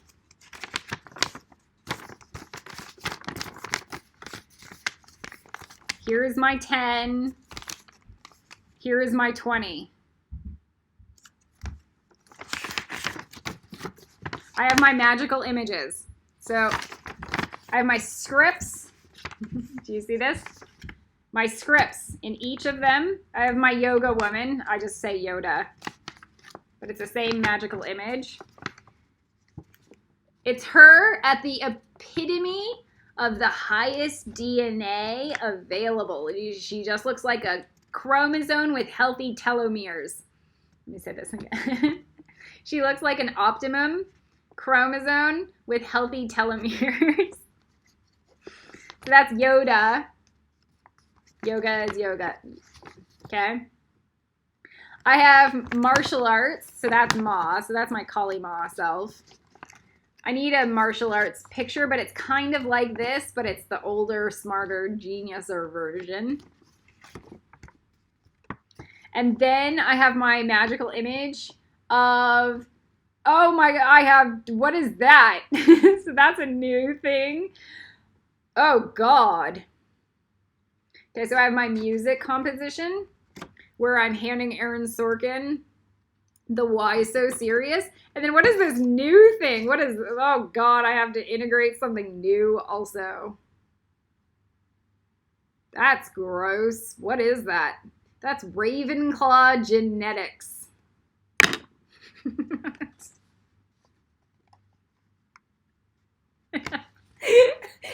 Die.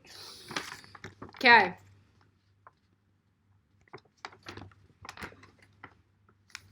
So we're going to go over that.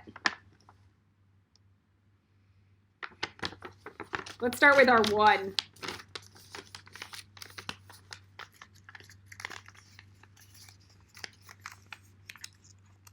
I have 1 year. What's my plan?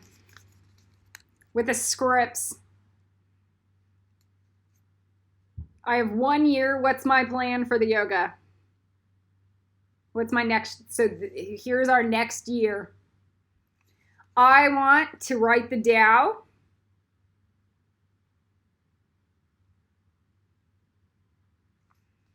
And I have DCP to write.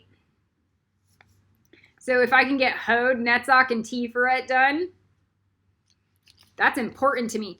I don't care if 20 people watch it and then we reproduce it for a mass audience scale later. I don't care. The point is that it's important to have it written well at the highest level of degree and for me to be able to perform. A comedian comes out with a comedy CD like one every 2 years. Let me say this again. Each one of these is like a comedy CD of a live performance bit that they do over and over and over on repetition in front of live audiences and they go on the monkey circuit. Okay? Like Lewis Black live is DCP Hod. Like the White Album is DCP Hod. So I know what I'm doing. So if I can do 3 of them in a year, I'm a genius while writing the Tao. Okay, so just that's a heavy year schedule. But I'm God.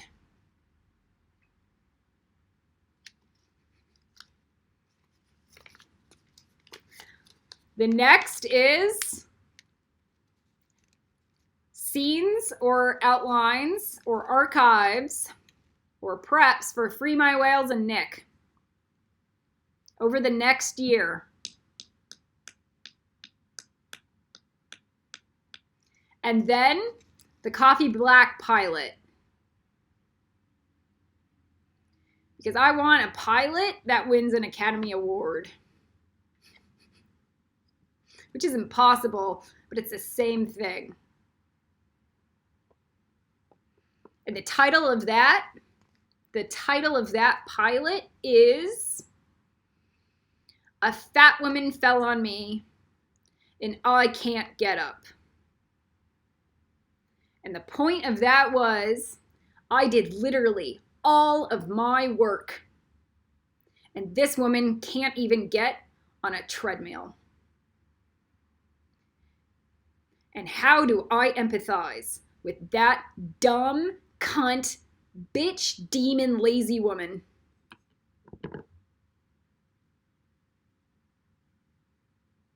And I can't. And how do I move beyond that?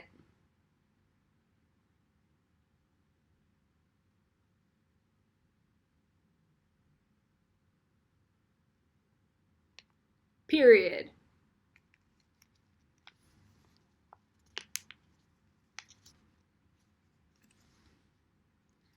That's year 1. That's my next year for scripts.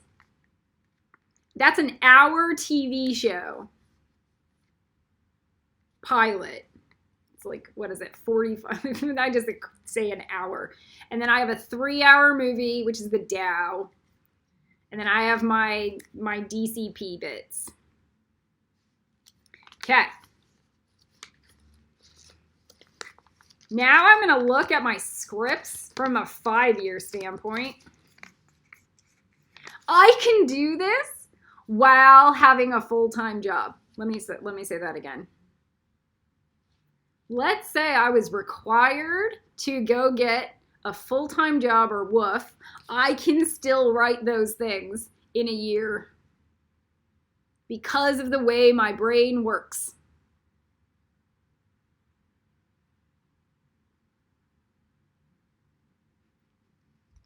I don't know if I can do that while being shot at, but I know I could do that while working at a woofing program.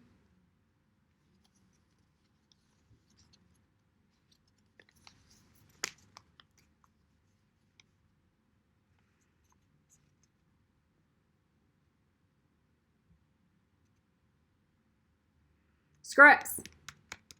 5 years out.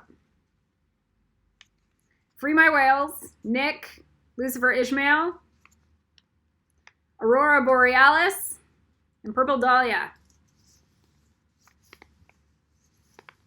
That in the next 5 years, I have that plus Porch Sitting written. So that's Guillermo del Toro and Wes Anderson. That's my sell. Here, Guillermo. I don't want to write a book where I have to adapt it to a filthy screenplay. I want to write a genius Oscar-winning, highest level screenplay and adapt it into an Oscar-winning picture. Instead of looking like a trashy Harry Potter. I don't want that.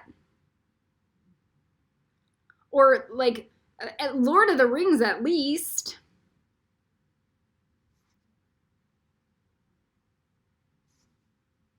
I want to have a movie that's digestible or a script that's digestible at a movie level that translated to a movie really well because it was written as a movie. And then I can author stuff down the road, 30 years down the road.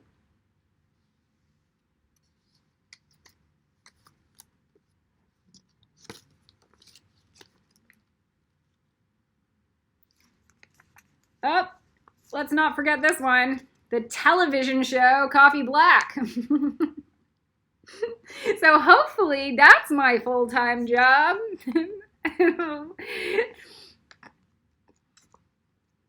That would be awesome. But if it's not, I will write the series and then figure out how to sell it. That. Yoga. All right, so let's go back to one. Oh, people want me to go to the scripts. Scripts at the 10 level. Do we see how we can start to break things down in like, I know how to produce the higher quality version and do proper goal setting with like with a solid work platform. Here we go. Here's our 10 level. Here we have to show the 10 so you can see its proof. Here's the 10 level. We have Dust. So that's year 6. I will be downloading the material and scenes in my brain for like 6 years. Easily. It's beautiful and it's romantic and it's not Star Wars. It's Romeo and Juliet written by Lao Tzu.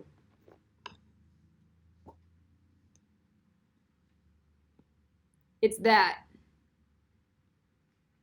So it's a classic that I want people to look at as a form of high art or fine art for 30, 40, 50 years to come. So if I'm downloading the script for 6 years, that's acceptable.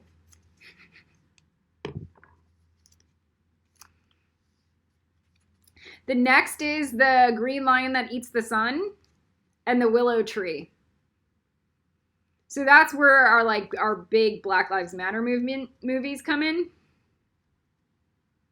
And they'll be well educated written.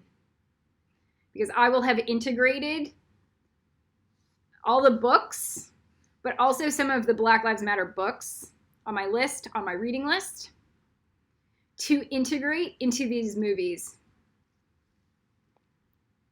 So that I'm not culturally offensive and I'm still profound.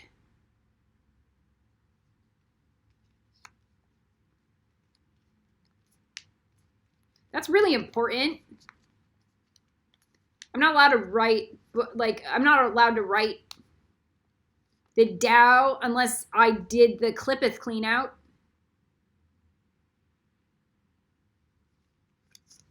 So it's the same.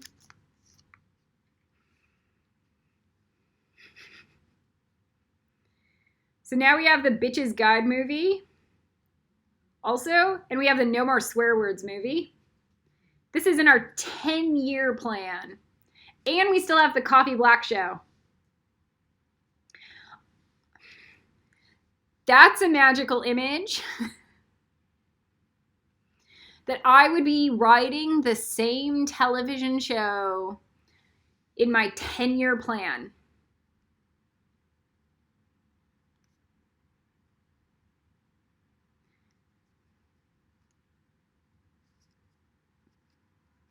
If I wanted a 7-year success show,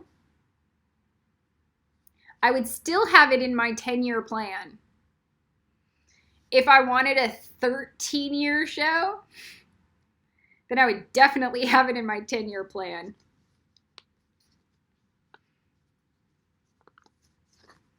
So let's look at scripts in our 20-year plan.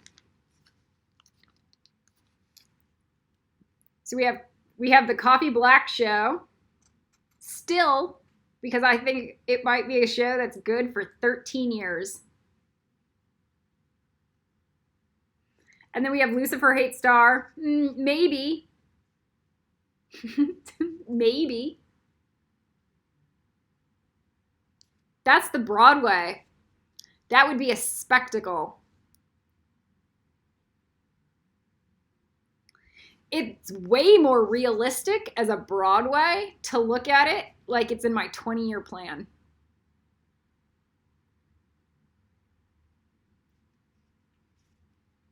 And then I also add, oh no, my Kabbalah book, the Living Tree Kabbalah book.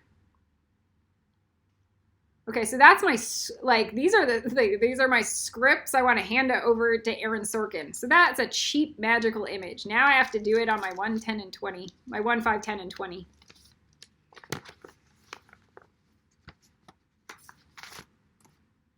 All right. Now let's look at body. My perfect telomere, chromosome woman. That's also interchanged with the word Yoda.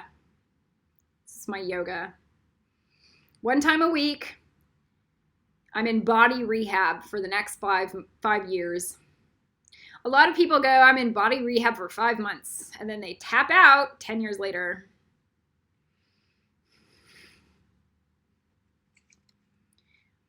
I was blessed with my first yoga instructor was like an 80 or 90-year-old man. So that's how my brain works at a baseline. And that was Raghavan. He's a beautiful, spiritual, sacred yoga teacher man. I don't know if he has anything else going on other than just being an old man who does yoga. But the fact that he showed up in my life as an 80-year-old yoga instructor and was better than everybody else in the room. If you live in Santa Monica, you might know who he is. or Beverly Hills. He's one of those yoga teachers that were spiritual but would never preach spirituality ever. He would just like alpha everybody. He was better than everybody. And he was old. So that was my first imprint. So year one time a week. My body's really weak right now, and if I can stay on my 5-mile walks a day and then integrate yoga 1 time a week, that's a win. So I go for the little win in life.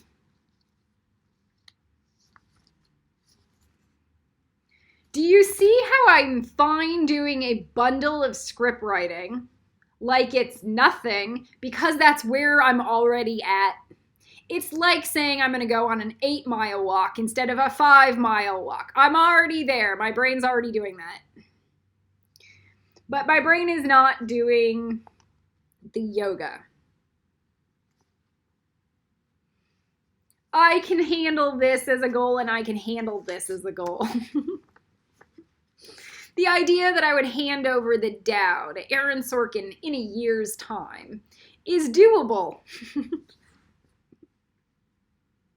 Along with the Coffee Black pilot, and have notes for Free My Whales and Nick, and have the DCP stuff done.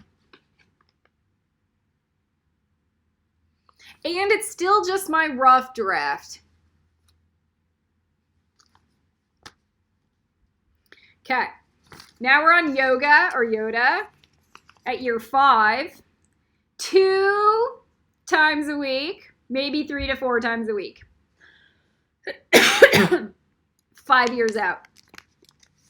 I'm not going to be a crazy Ashtanga Mysore person that's there at 6 o'clock in the morning every single day, and then I can't even do anything because my whole life revolves around the yoga mat because I can't even get to my first day doing it. So if I can get to my 2 days a week in the 5-year interim, just 2, like, then that's a win.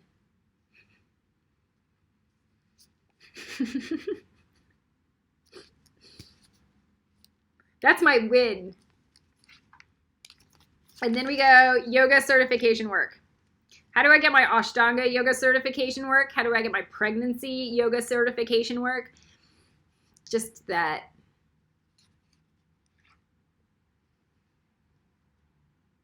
Thinking all of those thoughts in a 5-year spectrum. Simple, small steps. Not out of my, like, no grasping allowed. Period.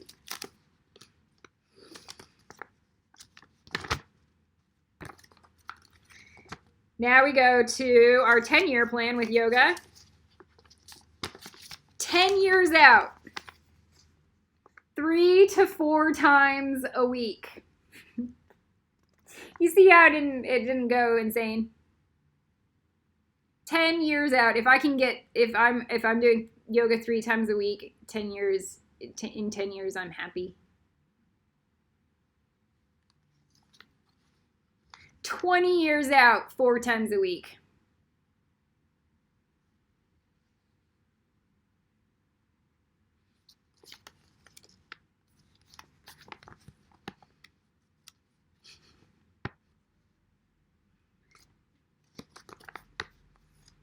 Simple.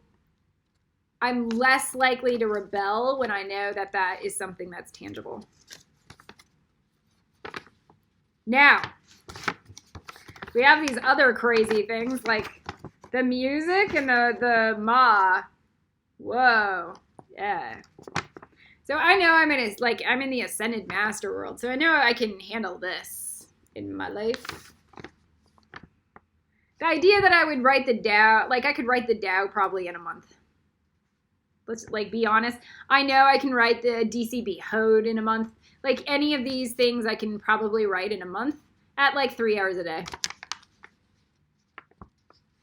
Maybe 4 hours a day.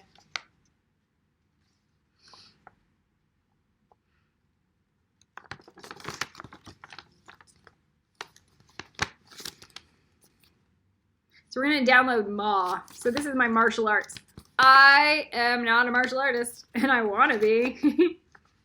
Let's say that again. This is my brand new territory. Oh my God. So my magical image is the 85-year-old woman who's ninja. That's 47 years away. It's 47 years of martial arts entrainment when I'm a mature-minded woman. That's doable. So here we go, year one. Let's prove it. Year one, Ma. It says 1 mini abs a week. So like I have a 30-minute abs workout. Then 1 absplosion a week. And then I have 20 push-ups a day or better. And then 50 plies a day.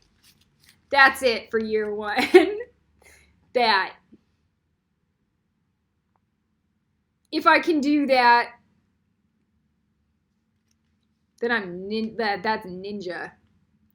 I will feel strong in my body. If I do not feel strong in my body, the idea that I'm going to begin a martial arts class is slim.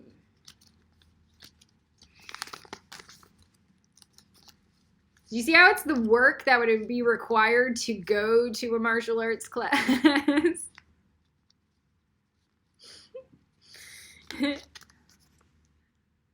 Okay, here's our 5-year.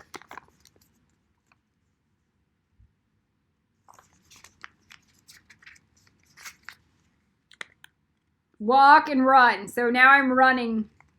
So I've integrated the running into my life where it says walk, run instead of fail.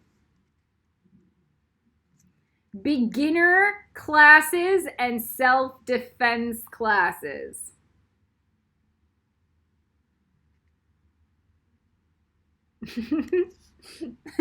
I am a white belt and I will do female self-defense classes from multiple instructors with only humility, only humility. I am a master at Chi.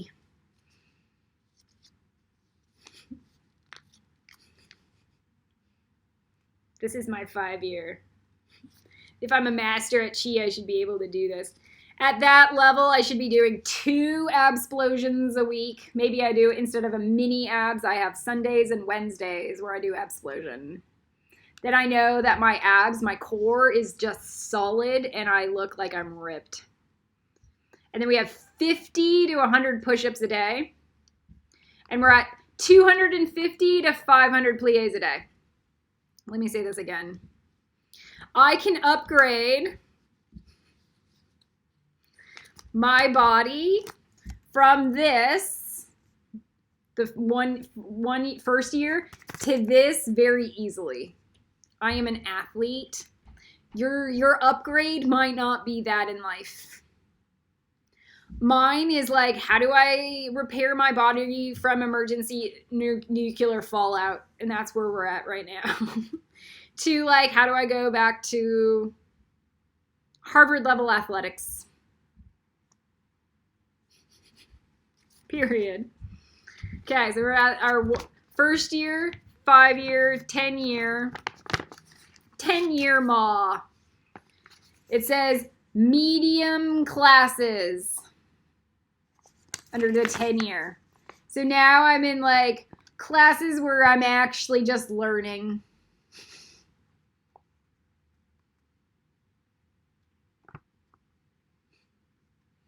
I'm a nobody in these martial arts things.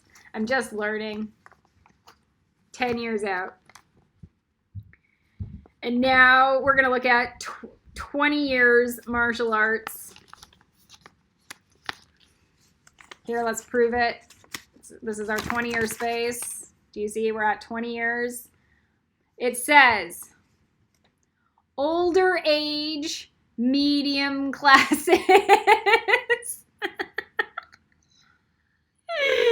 Because I'm not insane. And then I would like to be teaching self-defense classes at a 20-year out?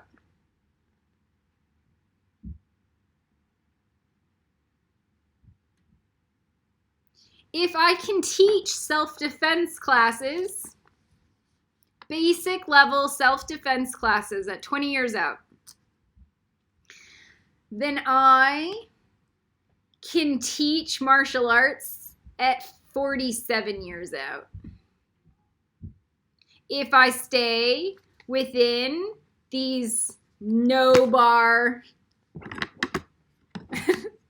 low bar reality paradigms.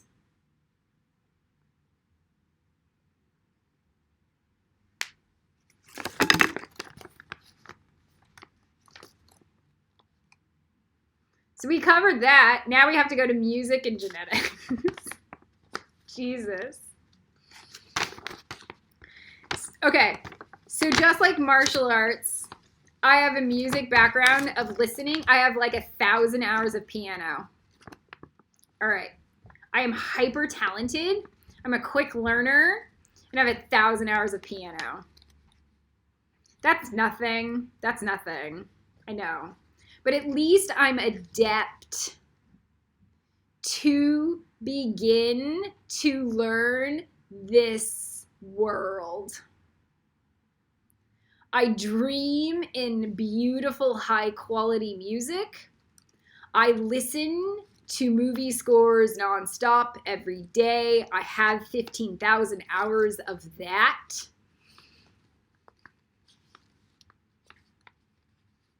So it's not foreign. And I have 1,000 hours at least of piano. Okay. I know through my Clipith DNA and Clipith lifetimes, I am a cellist. I'm okay at violin. And I'm a piano player. Let me say this again. I know through my Clipith DNA what instrument feels natural in my body already. And the alpha positions my cello. I am also good at the piano. I can do the guitar is not in my repertoire throughout past lifetimes. But the cello is.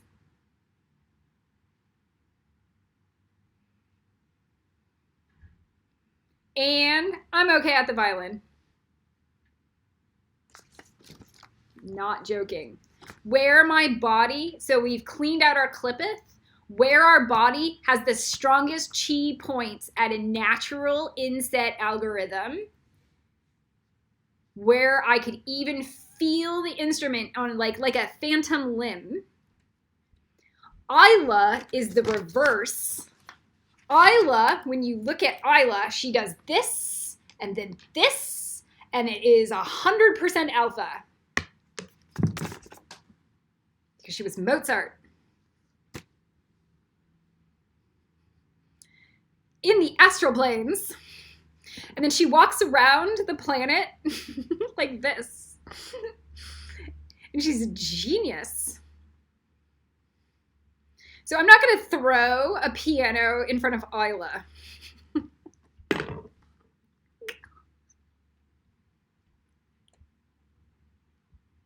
She's okay at it. But she is alpha as can be with a violin, just in the astral planes from a Clipith DNA. So the highest return on energy investment is working with what was already inset through lifetimes. Like,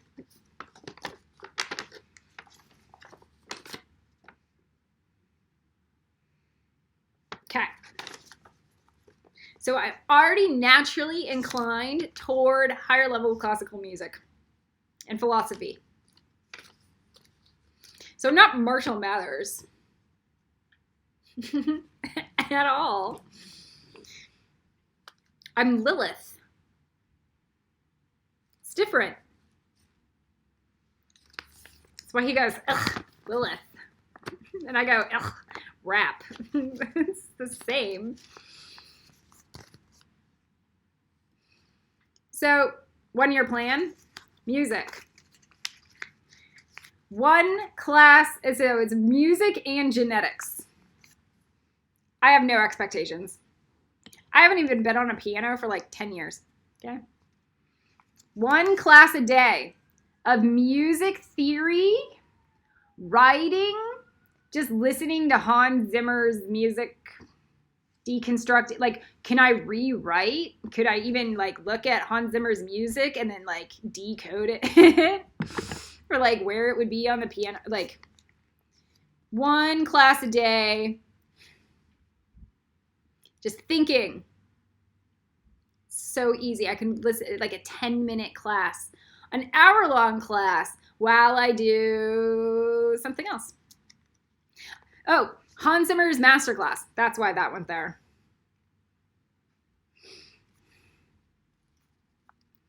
Next. Intro into genetics. It's nothing. 1 class a day of either music theory, music writing, Hans Zimmer's masterclass, or intro into genetics. I have no expectations. We have to begin somewhere. So that's where I will begin. Okay, 5-year out. We still have known. We have none. 1 class a day and work. So homework projects. 5 years out, I'm going to be icky. Practice, work. Maybe I'm on an instrument. Maybe I'm on the cello. Maybe I'm back on the piano. Okay, so that's the work.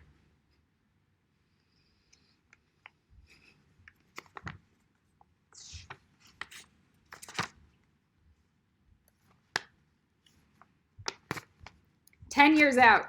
Here's our proof.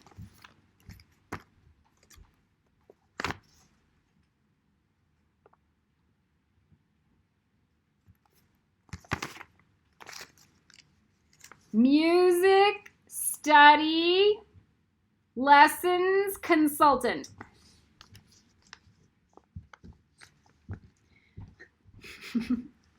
A lot of me receiving lessons, actually studying the music in the music theory and music theory analysis. That's a 10 years out. This is not at 10 years I will be composing a professional movie score and I'm going to make it into the real world. Like, that's not where we're at.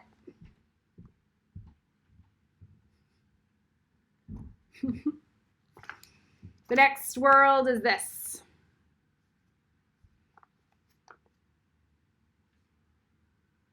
Compose. 20 years out. I can now compose junk. But it's there. And I will have the skills to hear the music that Odessa puts in my brain and put it into the real world. Let me say that again.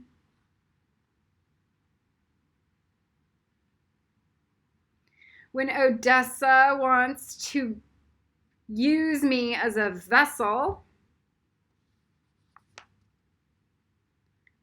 I will have the skills required to be available for her.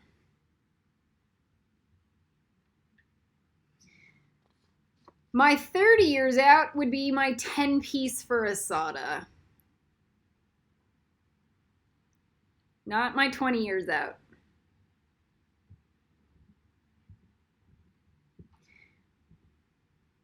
That would be me rewriting Rachmaninoff to actually sound way more beautiful.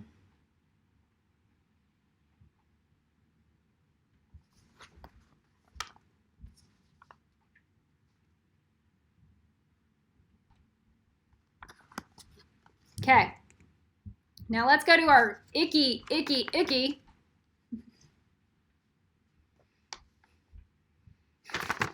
Our weird magical images that we refuse to accept that we have down here at the bottom. It's awful. So like the A&R marks are a magical image. Let's not ever forget that in life.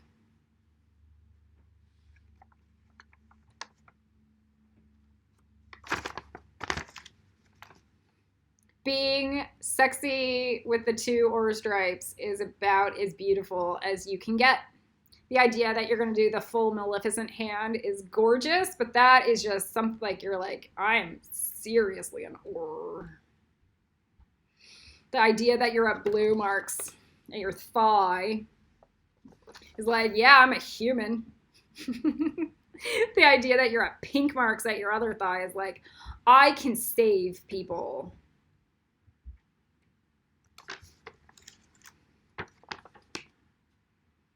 Like those are magical images.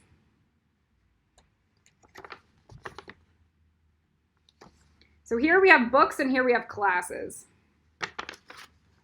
Our 1 level, we have 12 books to read. That you can see in our professional schedule is that I already have those books here in that reading time so that this and this work together.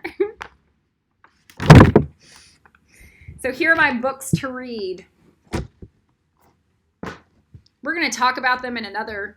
We have The Pig That Wants to Be Eaten, which is awfully written. We already read part of it, half of it. The Tibetan Book of the Dead. The word for world is still forest. So here's like our XR book.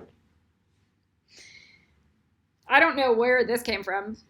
We're going to throw in a rando. After the Future. It's good when we throw in a rando because that's where we really learn. Lean in. 7 Habits for Highly Effective People. We are the builders of our fortunes. Becoming who you are.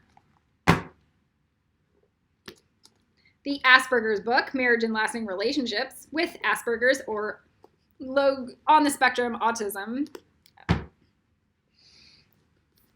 The Alchemist. And then, because we have to do all the children's work, we're always going to include Judy Blume.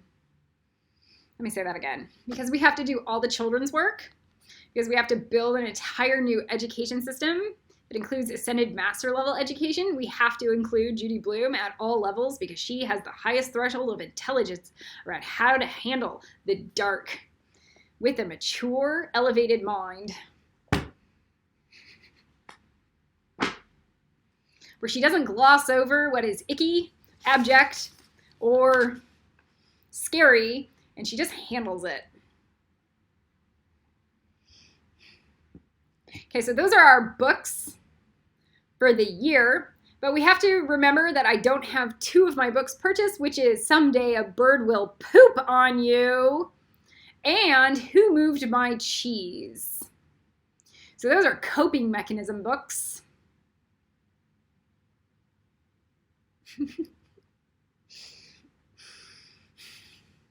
So that's year 1. You see, that's not crazy. If I read 1 book a month, then I am Hermione Granger.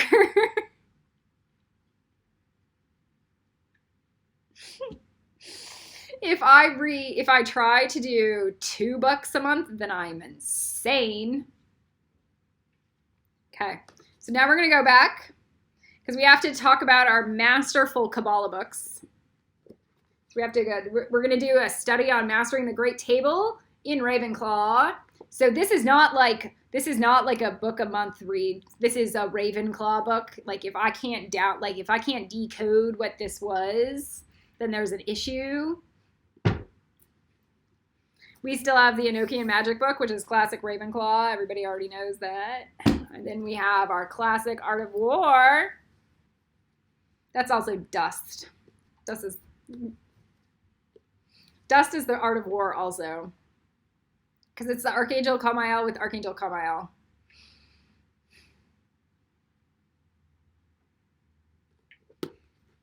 So this is a 6-year study. So these are our Bibles. Right now, this is a Bible. These are our Bibles. They're not books to read and like do a book review on. They're books to read over and over. All right.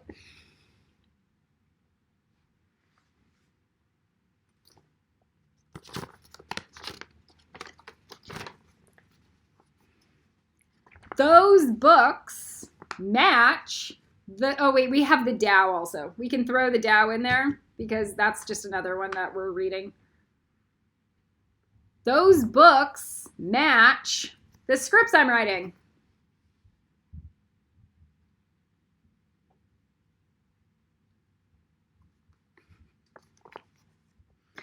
Okay, now we're at year 5. Now we're at 12 to 25 books a year. Let's say that again.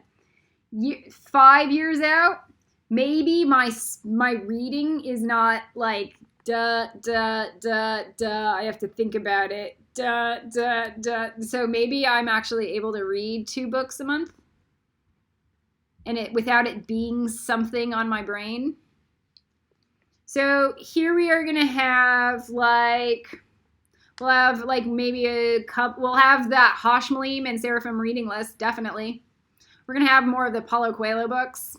We're going to have Malcolm Gladwell in that list. We'll probably have 1 Black Lives Matter book. The Philosopher Queens is going to be on this year 5 list. Yeah. So that's in here. You see how it's immersion therapy? So that's not insane.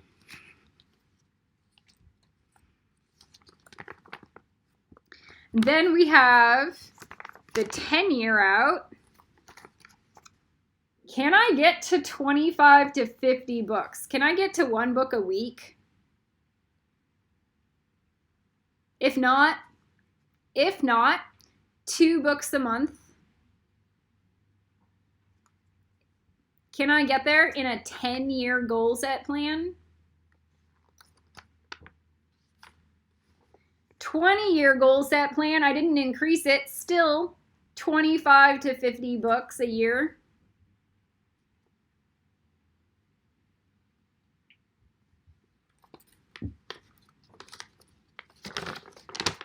These increase my ability to write, to think.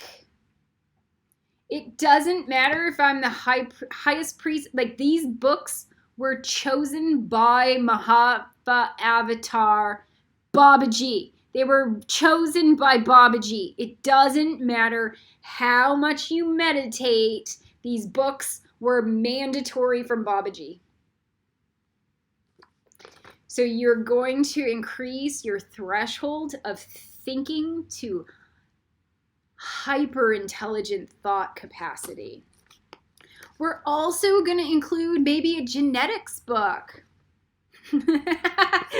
I'm hearing them coming through, going, we're going to include like a genetics book in here and maybe a music theory book in here. Like, we don't know. But it will be in this. Oh, we have the music writing is in the Hashmalim reading list. So we already thought about these things ahead of time. Okay. And then our last is that I am a professional Kabbalah instructor. That is my, when I tell somebody that I'm something, I'm a Kabbalah teacher. Yeah.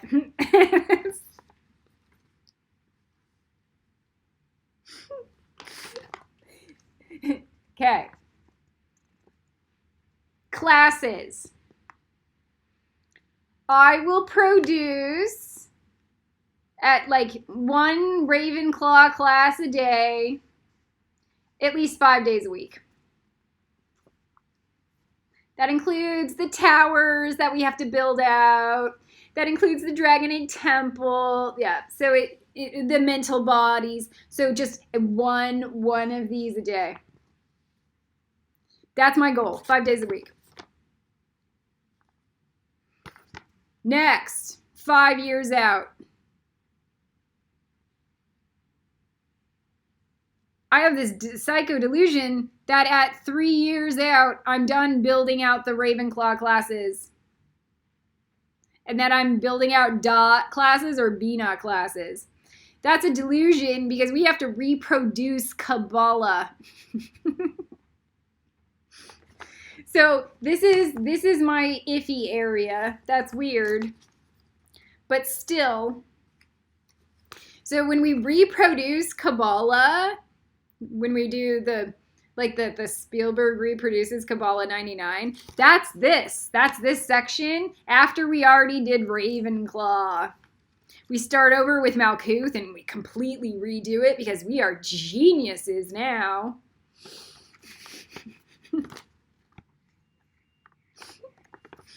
Man.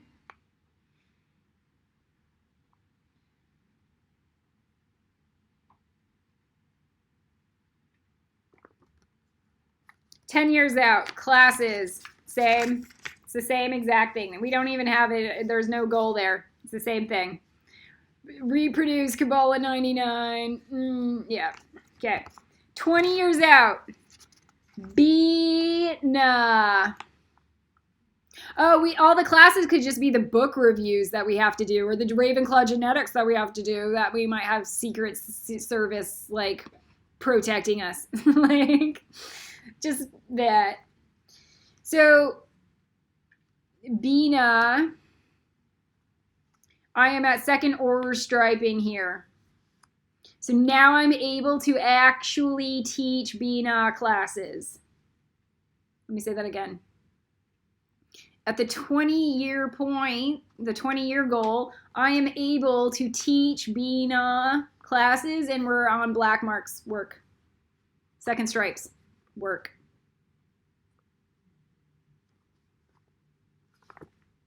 Life. That's life.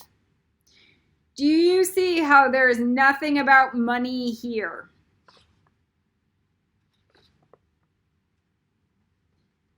That's every millennial on this planet. I can make money here, but it's not about money ever.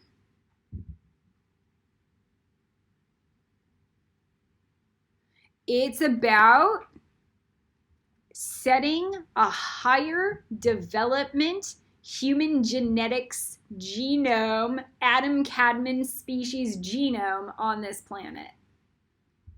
That's what it's about. Nothing less.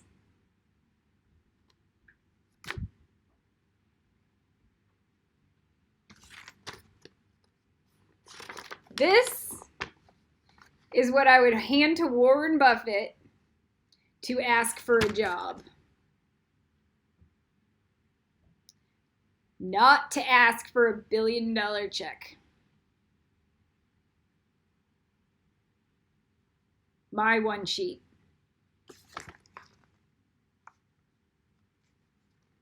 This and this is my integration chip.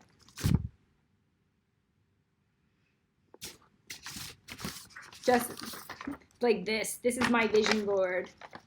This, did you ever watch Memoirs of a Geisha? Where she takes his picture and she folds it up and she like stuffs it in her bra? Like, this is the Ascended Master, Memoirs of a Geisha magic. Like, this is where that lives. Maybe I should put it, should I put it at my Gabriel heart, or should I put it at my Ravenclaw heart? And keep it there. That is my life. That is everything I would ever work for at the highest level of quality return investment available on this planet. for a long-term existence.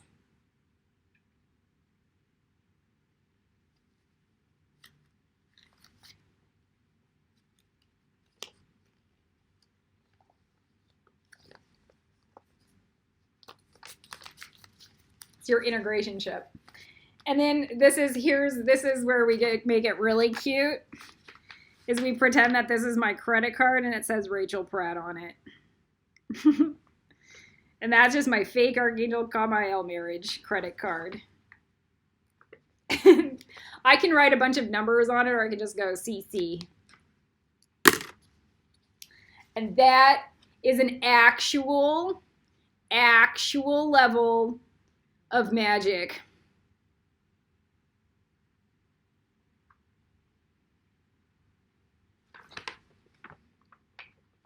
I am a scheduling professional.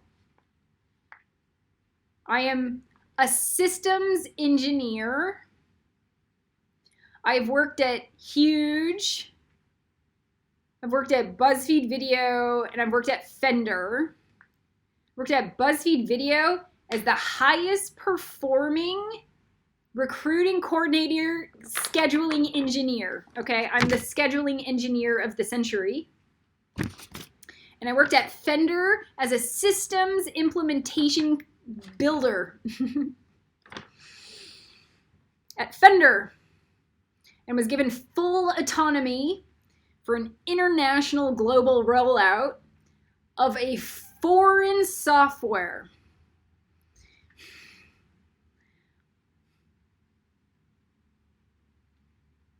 My brain understands how to like compute things.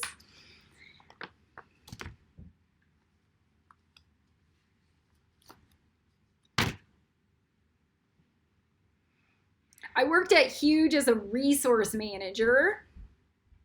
Wasn't great there because I didn't understand Uninet and how to like, that was gross. Uninet was nasty. And I didn't understand all the nuances in the tech design firm because I was like a shaman with a full-time job that was in new territory. But it's been 10 years and I get it now.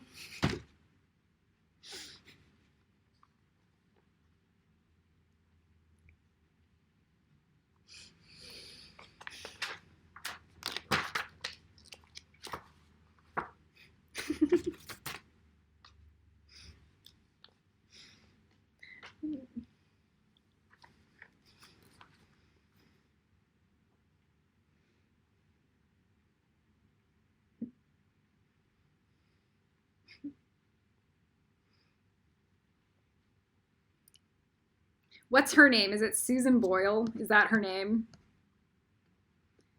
When you're in Ravenclaw, you will naturally be Susan Boyle. As you present, is that her name? Am I ruining it? As you present your life's work to people who have only seen failures.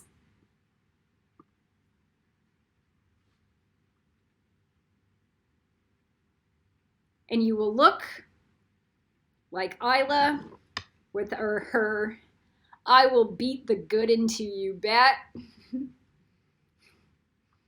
Unassuming, maybe a little schizo or ditzy, and you will be God.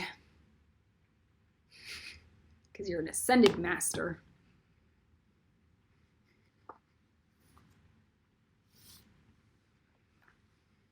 So I was walking through the streets of London on my normal walk. It's the red carpet opening of this Faces of Soccer. It's a photography exhibition. And there are these beautiful, like, black and white portraits that captured the soul of each of these individuals. It was gorgeous photography. And normally that art gallery only exhibits like your postmodern contemporary splash painter artist that wants to do something highly creative. So the black and white solid portraits were stunning.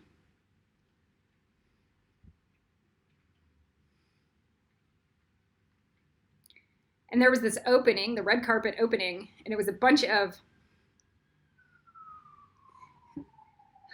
high society, highfalutin socialites that were trolls in life. They all looked really ugly on the inside, and that they were scenes. And just walking past, like, these are the people that are sending me open fire stickers. Or their bodyguards. Like, these are the Hamptonites. Okay.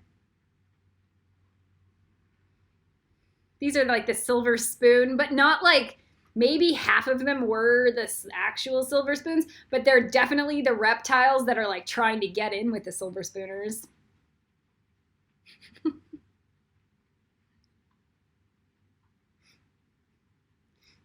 Man. And so I stopped.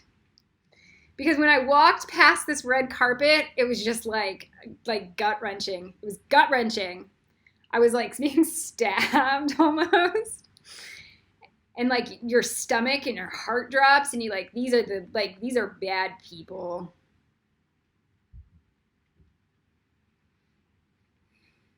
Half of them might be into the pedo ring. I don't know.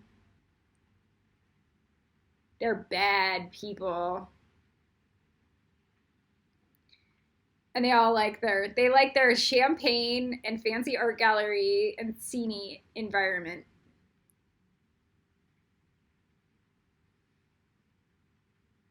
So I stopped, I walked across the street, and I leaned against a pole that was the stoplight, and I looked.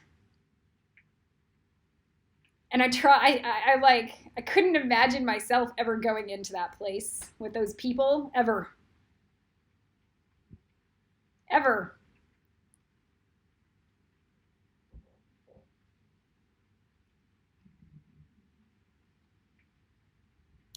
And I looked, and I threw Elijah Wood in there. I imagined Elijah Wood in that scenario, in that room with all those people. And this is what happened. Somebody sees him and goes, "Oh, it's Elijah Wood." And then he steals the attention, and he oars the entire room, and he becomes the crazy leader. And he's a genius.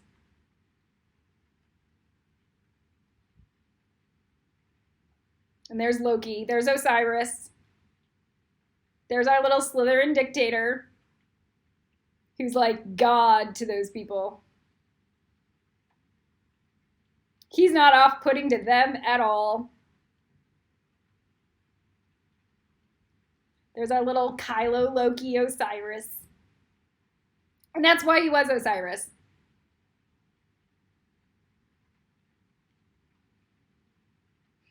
And then I threw Marshall into that room.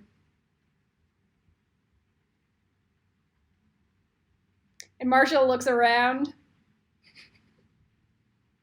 maybe drinks the champagne, and then walks out.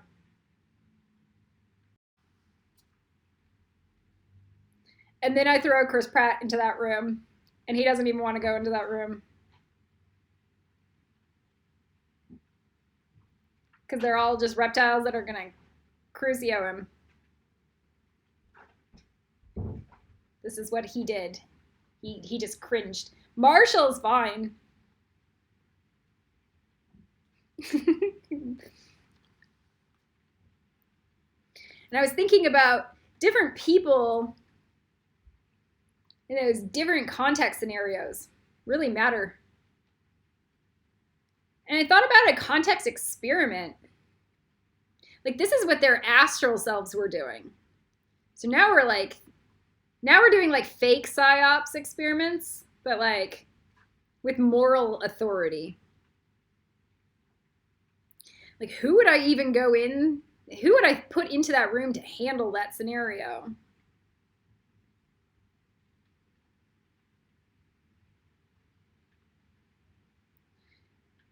Okay, so now I've set up a number of other scenarios. A political rally that is Bernie Sanders, a TED convention, a spiritual retreat, a Black Lives Matter rally, and then an XR event. So now I'm looking at the three of them in all of those scenarios.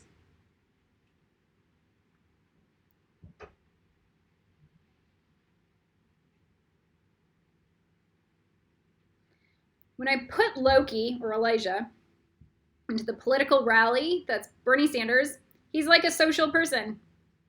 He's not offset, he's not crazy, but he's also not important. But in that Faces of Soccer art exhibition, he's the star of the show. At a political rally, he's not really like anything. And I put Lucifer in that political rally, or Marshall in that political rally. And he's like, this is my ball game.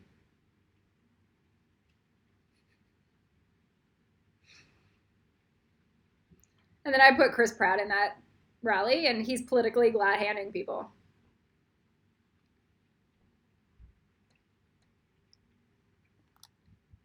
Right, so each of these individuals have a personality, archetype, and energy and astral field, and how they behave in certain contexts and arrangements is like their entire life existence.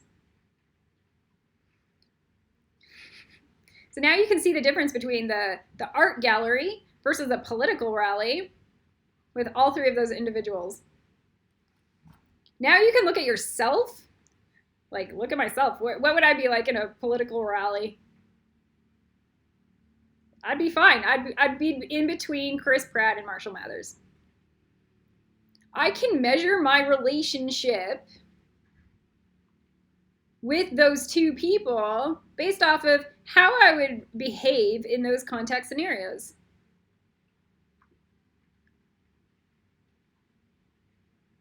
I cannot operate. I do not vibe with Elijah. I am not going to go into that Faces of Soccer art gallery opening and steal the show. And that would have been my experience with that man if I was married to him. That would be my life that I'd have to deal with. Is that he orders Slytherin because he's Kylo.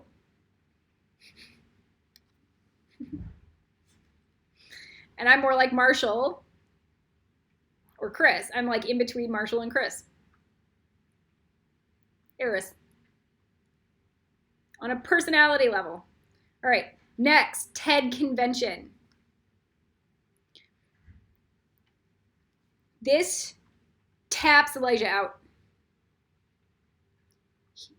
Already. Elijah's dead.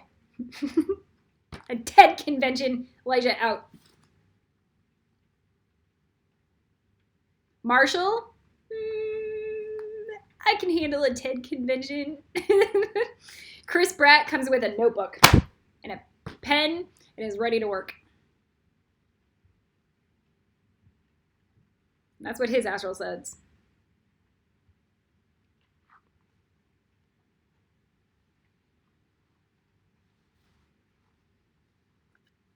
There.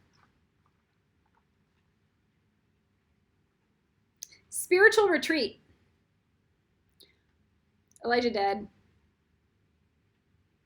Marshall's like, not my thing. Remember, Marshall is Archangel Lucifer. So the idea that he'd do a spiritual retreat's like zero. And Chris Pratt would be like, yeah, I'm game. Meditation, nice.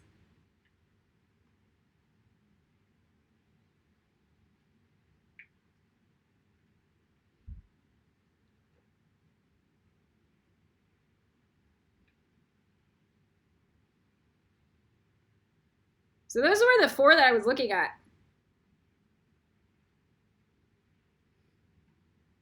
I go, oh, Elijah's definitely not like compatible with me in just a personality life experience.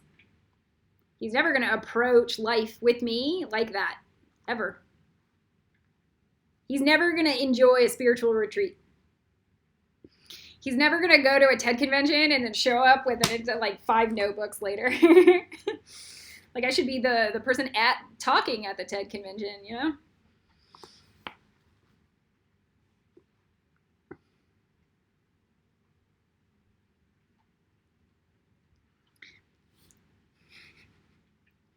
So next.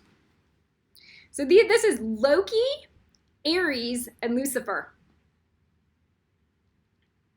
Let's say that these it's Loki, Aries, and Lucifer. How wonderful you get the actual personality spectrum of somebody. And like, no, this is why Marshall goes, ugh, Lilith. It's because I like all this stuff.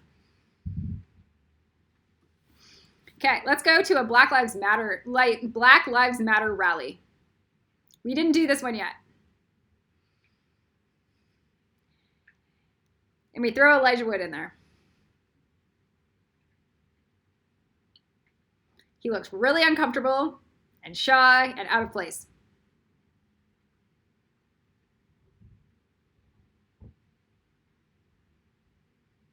There's Elijah Wood. Marshall, these are my homies. Chris Pratt, I'm going to make some new friends.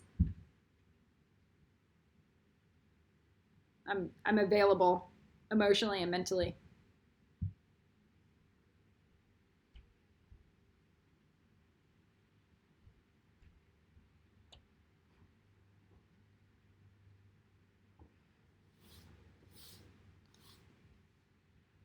XR. Elijah Wood with XR. I'm going to go sing songs to Greta. That's where Elijah Wood is with XR.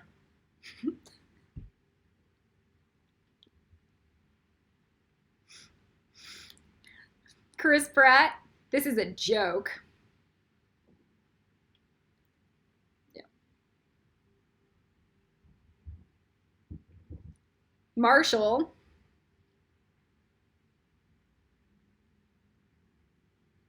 I'm better than this, but it's there. It's sustainable.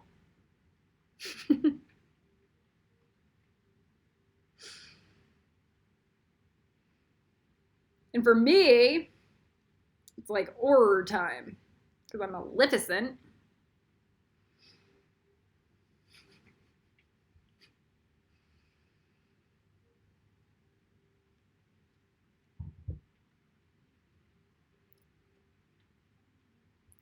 So how you view somebody in life is your everyday experiences with them. Knowing what is going to be happening in the future on a practical daily level. So we know we're going to go apex left-wing political rally. We know we're going to be hyper-inducing TED conventions into our reality. We know we're going to be doing spiritual retreats. We know we're going to be doing Black Lives Matter rallies up the wazoo. And we know XR is going to thrive. And those are who those people are, and they are prepared and ready to handle it. And I know how to look at them, and Elijah is a failure.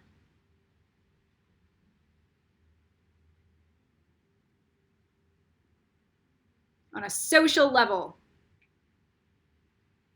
he has 0 social education or analysis into progressive future. He has no growth module. And Marshall and Chris do.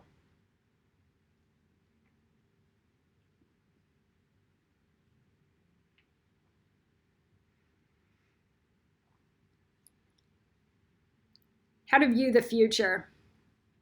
This is really good for how to choose your mate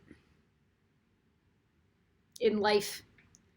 I'd rather hang around Marshall and Chris Pratt in all of these scenarios than ever face an idea that I'm going to be on a red carpet with Elijah Wood. Now, let's discuss that. Because that was my relationship with Elijah Wood as Isis and him as Osiris. My magical image is not an Oscar statue. My magical image is all of these future experiences in life and me enjoying my time there with them. Period.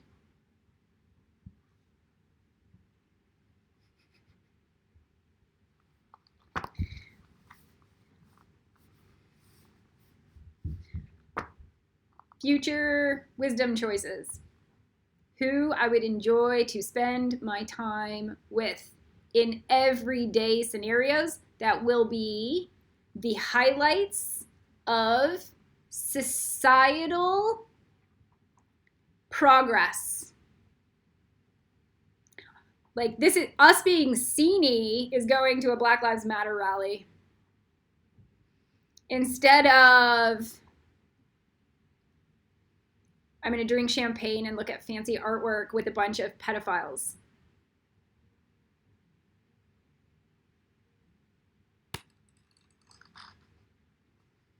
These are quality choices in life. So looking back at life with perspective, I'm going to go back and I'm going to look at a few things. The last 4 years, definitely. I'm going to look and I'm going to find my regrets. And I have this really weird thought experiment where I had all these videos when I put everything up for Malkuth.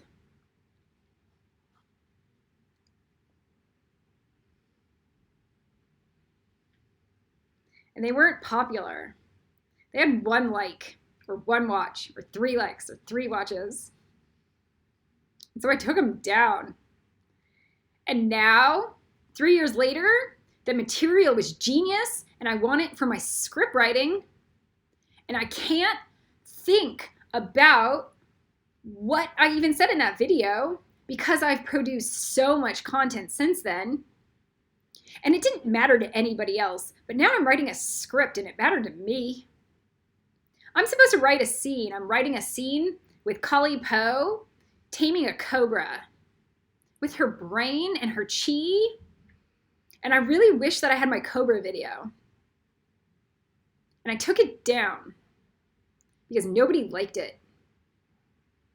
And I regret everything I ever did like that in my life. Because it wasn't about them. It was about that video is genius. And I knew that video was genius and I knew it.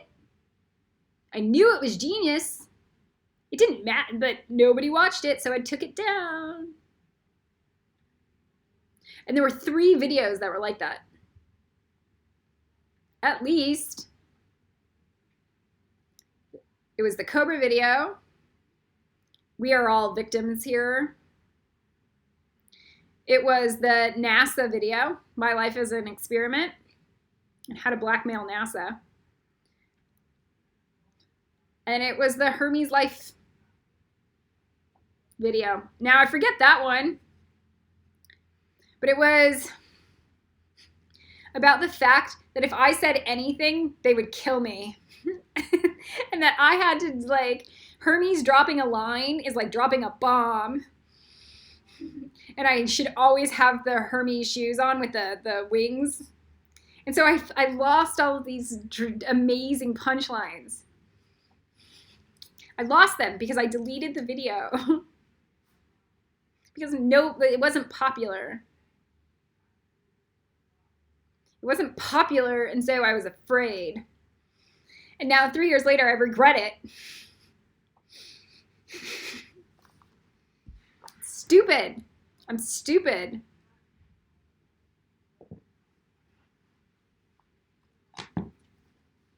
Nobody watched. And now it's like, oh my God, that video was priceless.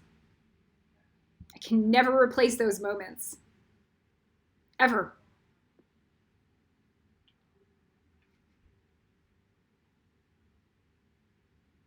So we're going to talk about the first video, the cobras.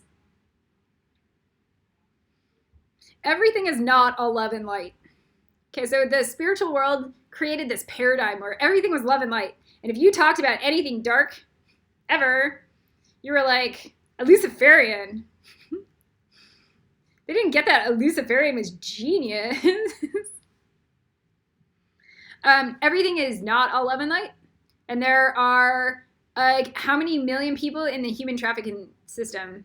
So in the spiritual world, itemized that the spiritual world was separate from the human trafficking system and that they didn't collide because the spiritual people were blessed by God and the people that got kidnapped and sold into sex slavery were not.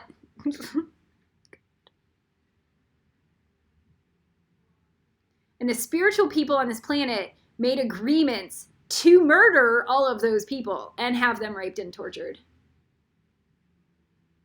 They made fallacy agreements in their brain that those people were bad and that those were karmic suffering and they deserved it and they're not going to do anything to help. Nor will they talk about it, nor will they build an educational system surrounding healing around it that's actually effective. Okay, so everything is not all love and light. Is where we began that video, and it was teaching about the cobra. It was about my story at the zoo.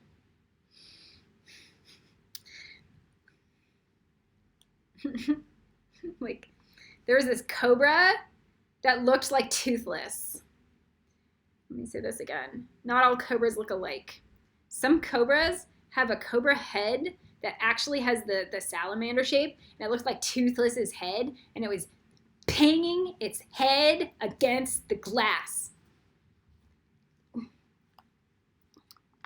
Like it was trying to tell me something.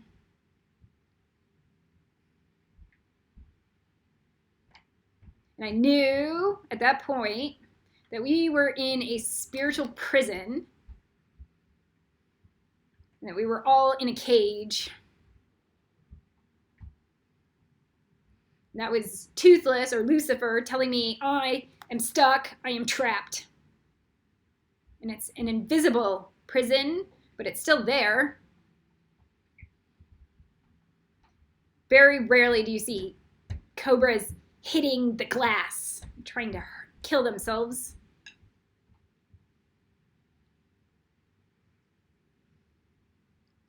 So that was part of the first part of this. That was the first part of the story. I'm missing all of it. You see how I'm missing all the good parts with the philosophy arrangements and like the spiritual punchlines surrounding it.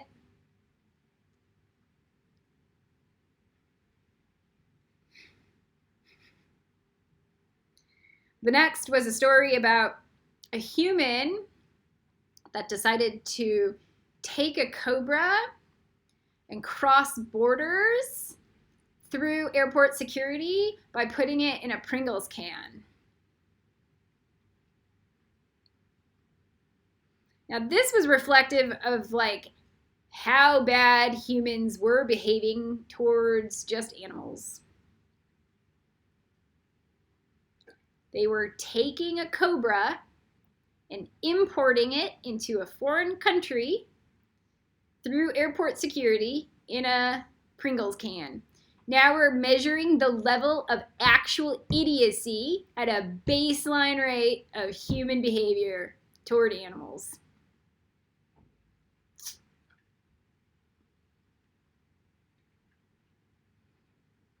The punchline was, we are all victims here. There is nobody on this planet that is of a spiritual higher order than I am. At all. Saima's a fucking Hufflepuffer and she has no A&R work done. And she is Her Holiness. Excuse my language. Saima is a Hufflepuffer.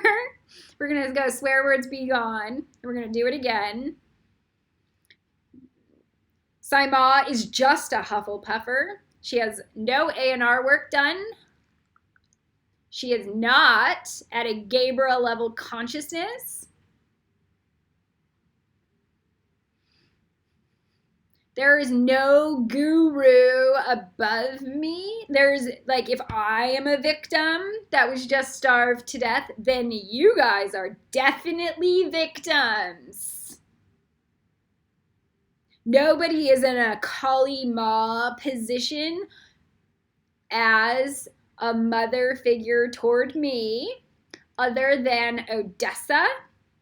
And then we can throw in Alanis Morissette, Madonna, and Angelina Jolie holding alpha female, alpha femme energy on this planet.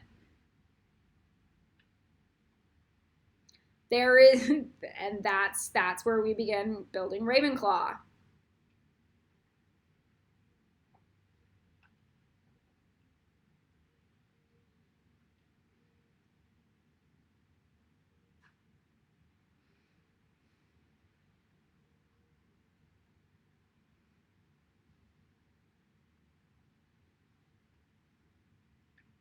So our Odessa mirrors came through. We are going to bring in the actress that played Irene Adler as well.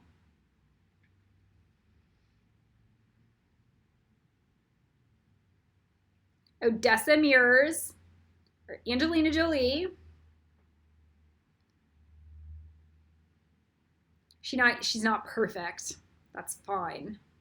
She holds an alpha yin femme. Madonna and Alanis Morissette.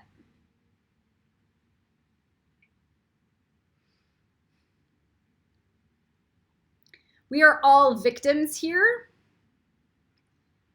The idea that we would be weaponized against each other is toxic and brutal.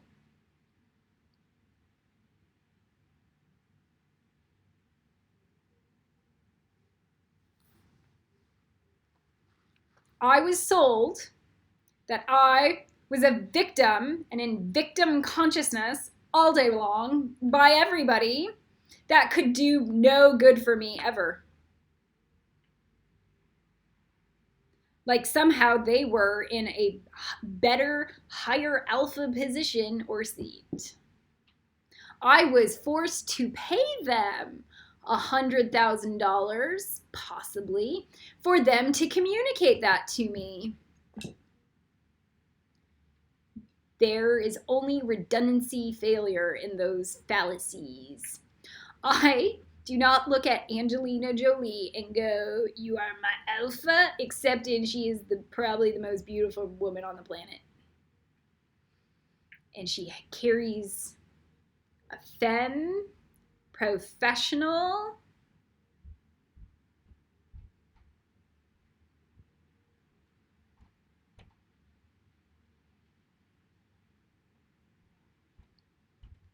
she is not the high priestess of this planet, but she is an Odessa mirror.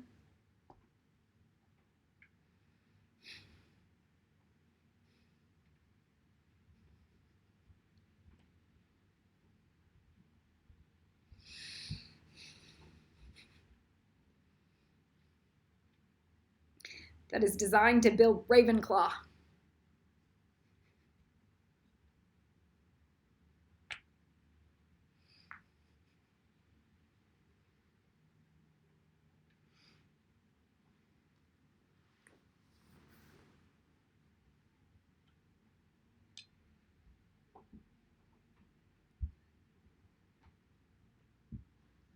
So Lucifer is in a state of bondage.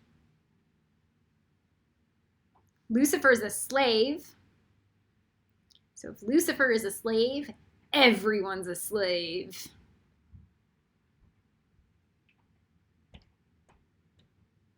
How do we get me out of Netzach?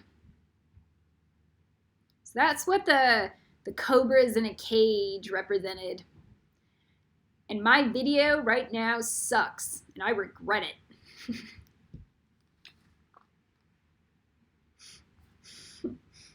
The way I did that video, when I did that video, was genius, and I could have rewritten it better and won an Oscar. Build an entire movie off of it. And now I lost it. Because I went for the popular vote instead of the Hierophant education teaching vote. All right. People can only recognize the level of intelligence of which they currently possess. Let me say this again. People can only recognize the current level of intelligence of which they currently possess. So if you're looking at Einstein and going genius, and you understand why he's a genius, it's because you are available for that level of intelligence or insight.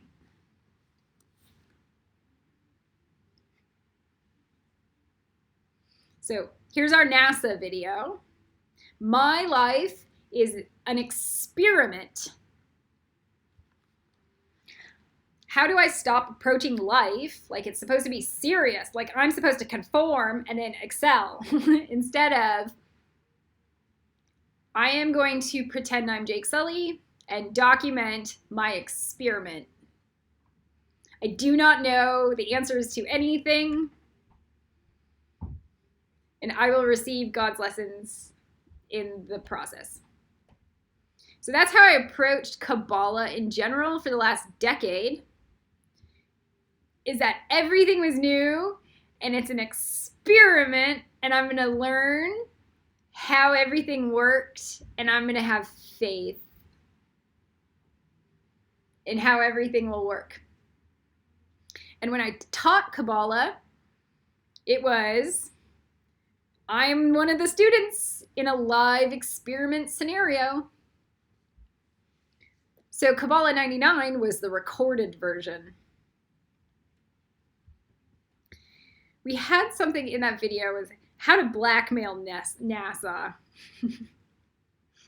to get involved in higher level thought concepts and energy work, because they require it. They require higher intelligence energy work. And where like the NASA people understand Reiki, but they also understand Rudolf Steiner, and they understand Emerson as well. To go anti-crazy making. And the cute creative solving was, how do we grid space and leave one thing blank where we have to blackmail NASA to let us into outer space so we would fix it. So like we grid up everything except for the moon, pretend that.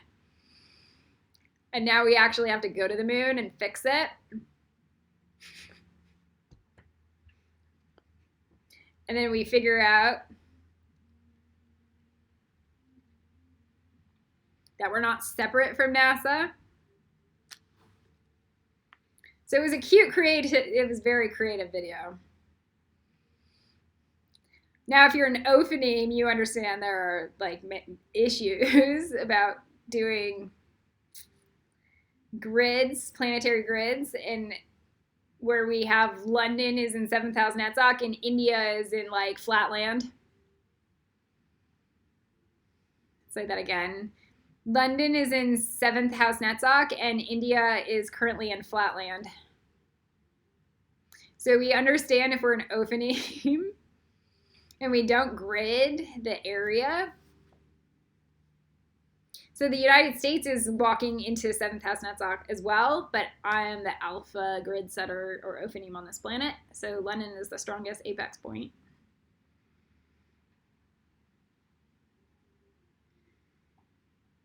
Okay, so that was another video. The next video is the Hermes life. How I decide to say what I say. Because I understand the phrase don't shoot a messenger or don't shoot the messenger came into being for a reason. Because when you drop a truth, when you drop a punchline, it's a slay. It triggers their ego to go into insanity where they want to kill you. So Hermes is required at all times to have shoes where there are wings on it, so that you just like you get out of you drop the message and then you run. This is what happened with Chris Pratt and the Kennedys.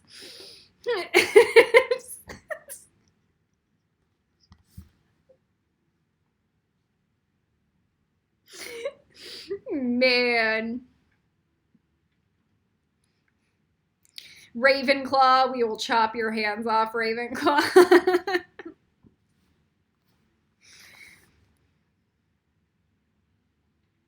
It's why we gave me the name Cully Run. Cully Ren. Okay. We're going to look at regrets in the short term versus the long term. Let's say that again.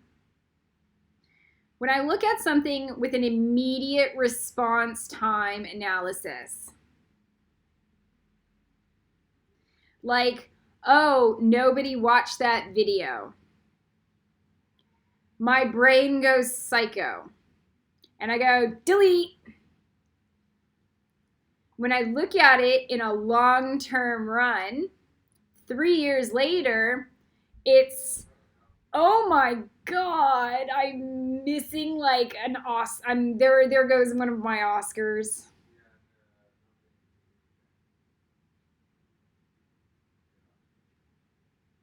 There goes the best scene in the Dow.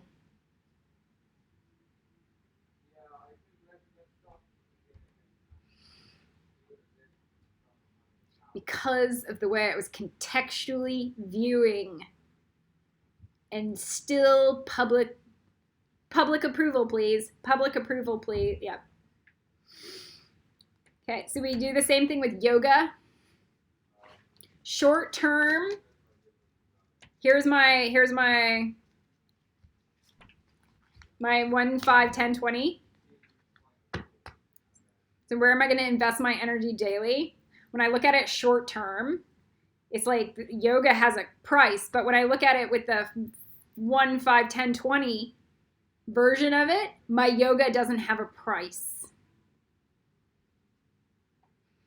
Once a week, that's easy. That's a no bar.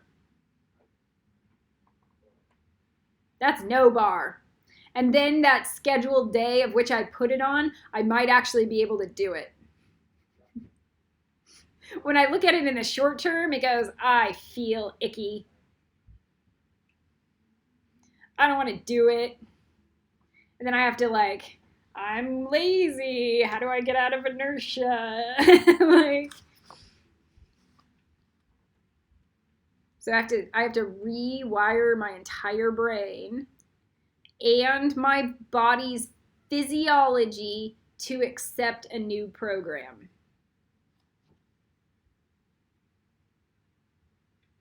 Long term is a fallacy. You have to have the short term also.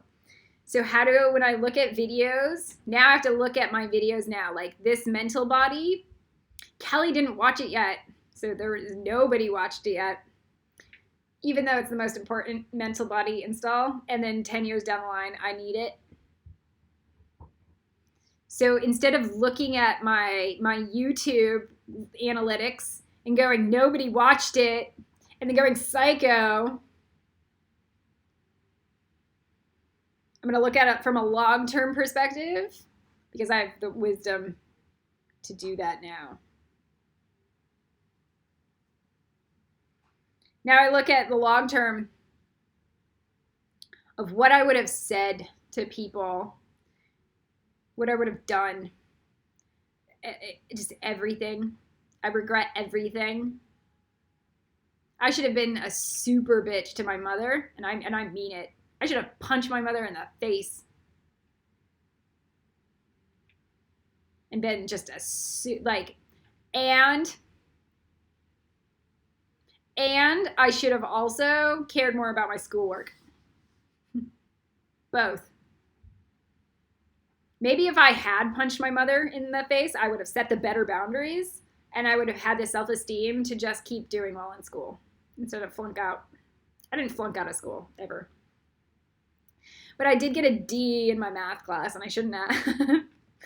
Because I had like 5 hours of homework, and I didn't want to do it. So we have the yoga, we have the videos, and we have the what I would have said.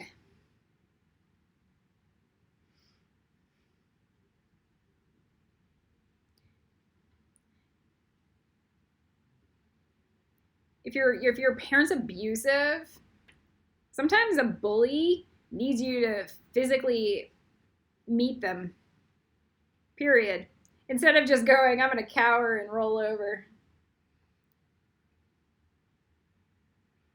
Maybe when you put them in their place, when you fight back, it's less pathetic, and then they can't own you as much. That's why we're nonviolent.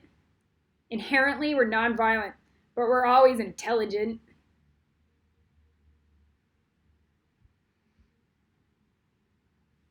All right, here's our last bit. Why would I invest in my body at age 40? Here's your thought experiment. You look at it in the short term. You look at it from a teen, look at it from a 30-year-old, then you look at it from a 40-year-old.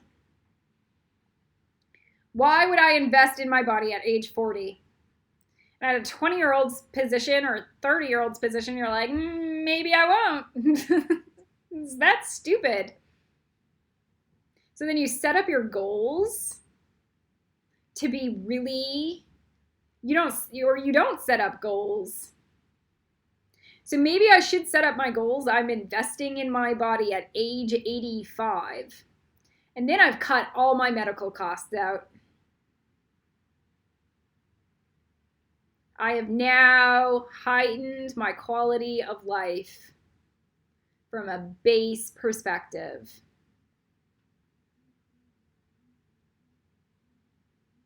So why would I invest in my body at age 40? Definitely because it's only downhill from there. Let me say that again. It's only downhill. So whatever I don't have on my 1, 5, 10, 20, and if whatever my body experiences, my brain is going to experience, my life will experience.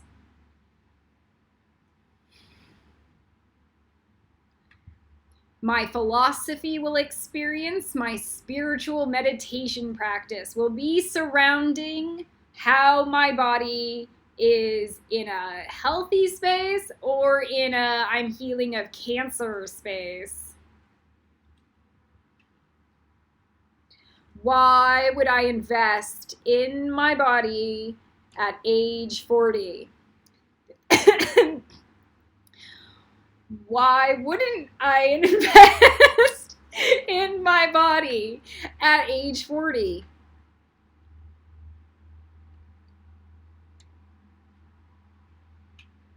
I am not going to turn in to my mother. I am not going to turn in to my sisters.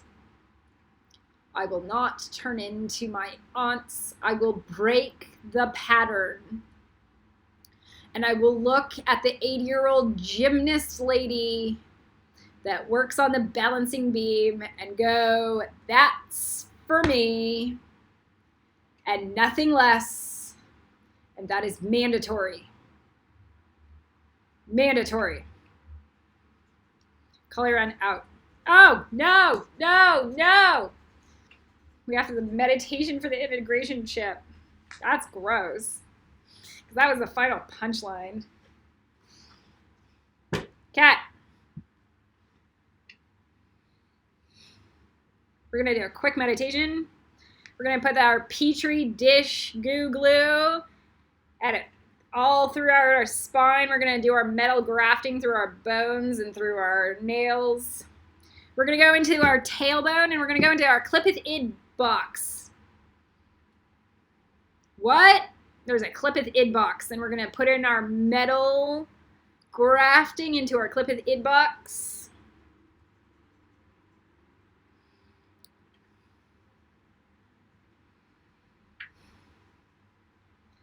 And we're going to see our DNA spirals with the metal grafting, and we should start getting it where it's like it does it on its own because we've established dominance over the mind-matter field. And we make sure it goes through our bones and our joints, definitely our joints.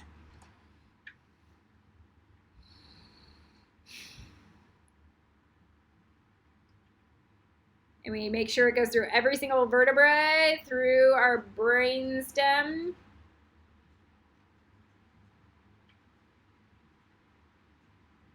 And then we feel the back of our third eye. And we feel it until it gets to the back of our third eye, and we're going to go, it didn't go there yet. It's just a fallacy. Until we get that Kundalini at the metal grafting actually in our third eye from the bottom of the Clippeth. It is going there now. And then you feel it claw, like hair. You're going to grow that hair upward into those higher DNA, 5-strand DNA.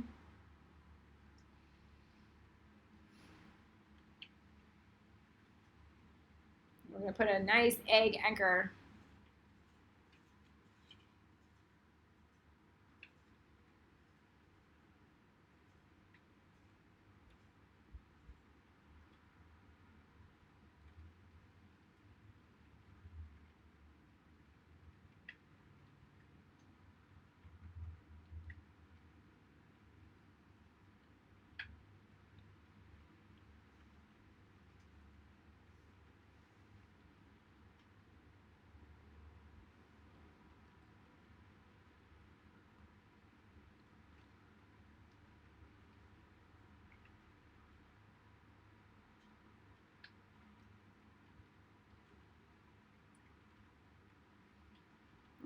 Take a deep breath, and we're going to feel it all through our crown chakra, all the nice little metal grafts.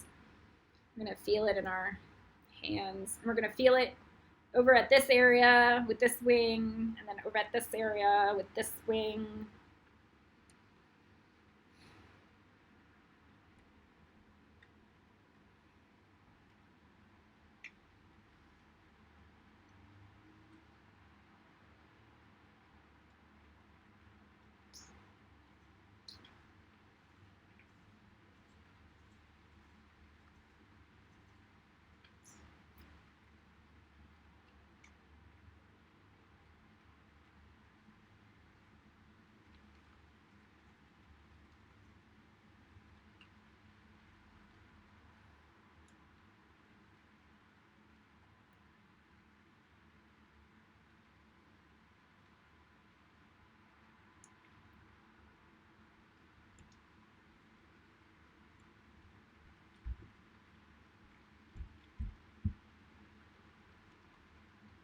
We're going to put the Petri dish bioplasm, and we're going to get our integration chip from an Archangel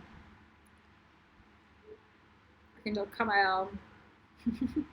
M, maybe that one's for me. Maybe you guys have a different one.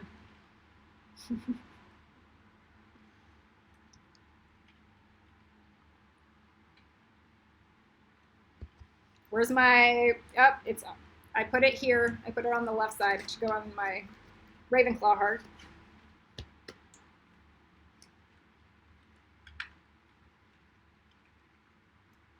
Now I'm looking at the planet, and I am setting that grid on the planet to enable my environmental success pattern.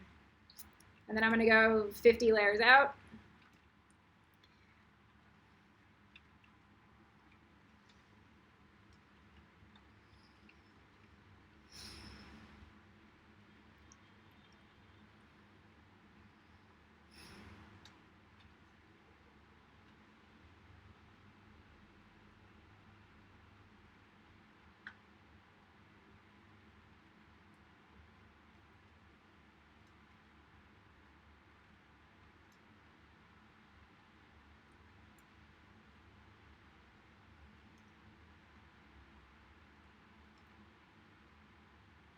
And we're going to put the Petri dish goo glue all through our body. We're going to 50 layer egg this. In that Salviohexia honeycomb texture, but it's Petri dish. All through our body and through the planet.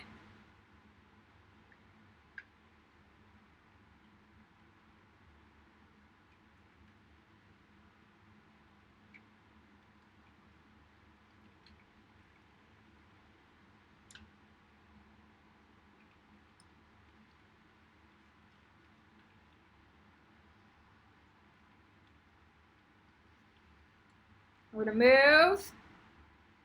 I'm going to move it 50 layers out. We're going to have a nice pearlescent inlay. Highest karmic good. Should feel like a coating. So we're gonna call it Yang. Yang sparkles. For like the energy we will put forward physically, what we will physically actually do.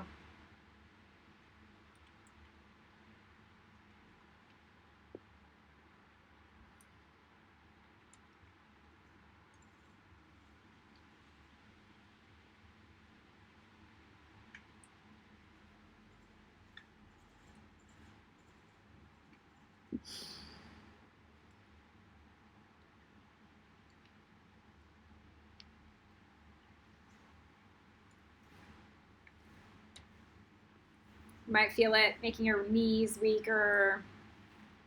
Okay, so now we're gonna put in the charm, the integration chip charm. It might feel like silvery, it might feel greeny, it might be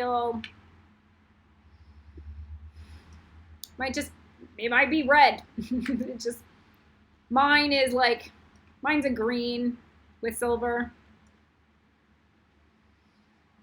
Silver, yeah. My Netzach charm is a looks like sage. Lilith's Netzach charm is like a silvery sage. So my integration chip charm is like silver with dark green flecks. And then I might add another sage layer or something.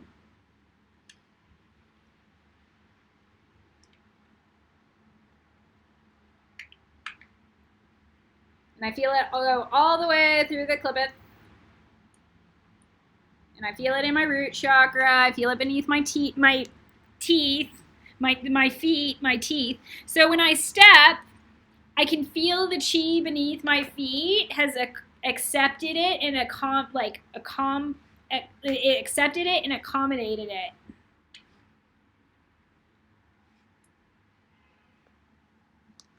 So it's gone into the earth plane, that charm.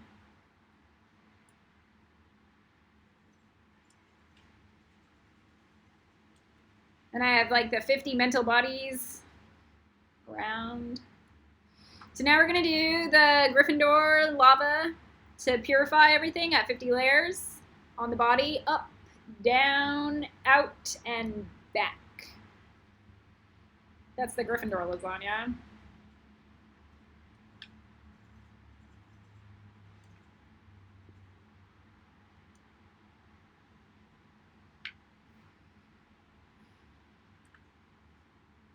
And then we do it through the planet.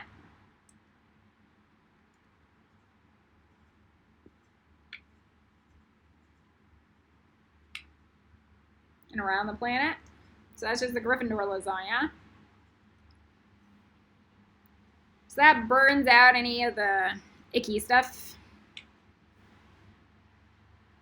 And we're like subtle movements, subtle forward action.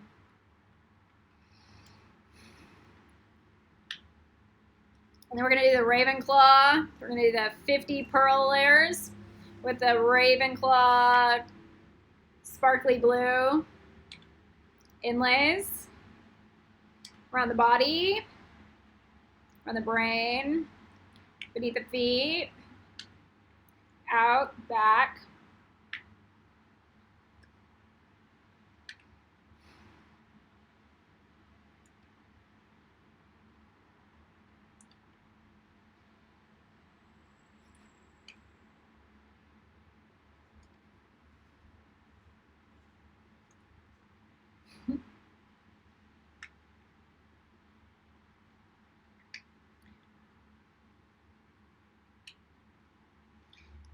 So Angelina Jolie carries an Isis and an Odessa mirror.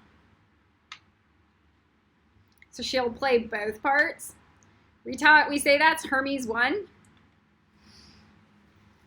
where she is, so where Isis can be Odessa.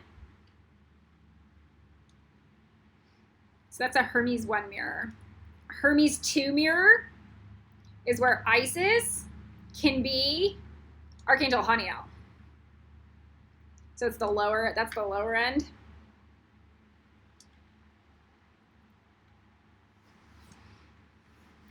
So Odessa is not Hermes. So it goes Odessa, Hermes. So that's Rava, and then that's Cora. So Rava is not Cora.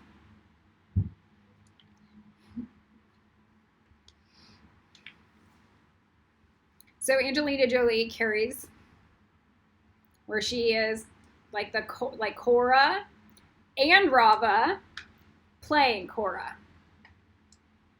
as a anthropomorphic version of Odessa. It's a rare mirror. It's a very rare mirror that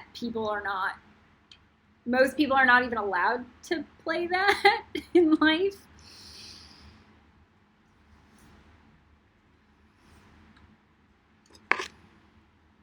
And Alanis Morissette has that as well. Sometimes Madonna kind of does the undersell of that.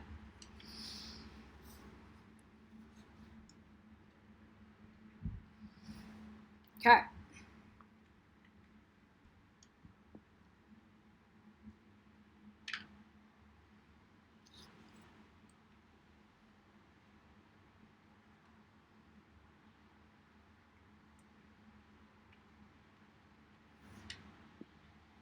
So we got to purify. Now we got to do the planet version.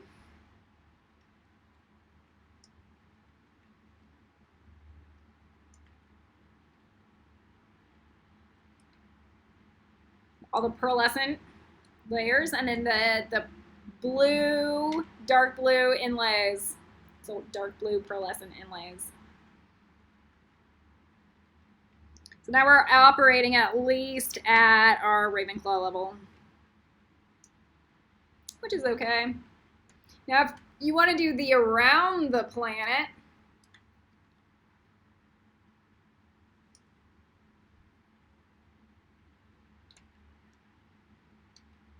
pearlescent, 50 layers up and out with the pearlescent inlay, the dark blue pearlescent inlays.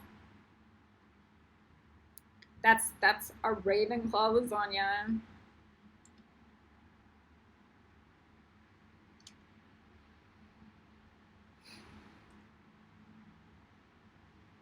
And then we're gonna ask for an earth dragon, green earth, to come in and make sure that's grounded. And so the ground beneath us turns to deeper levels of earth.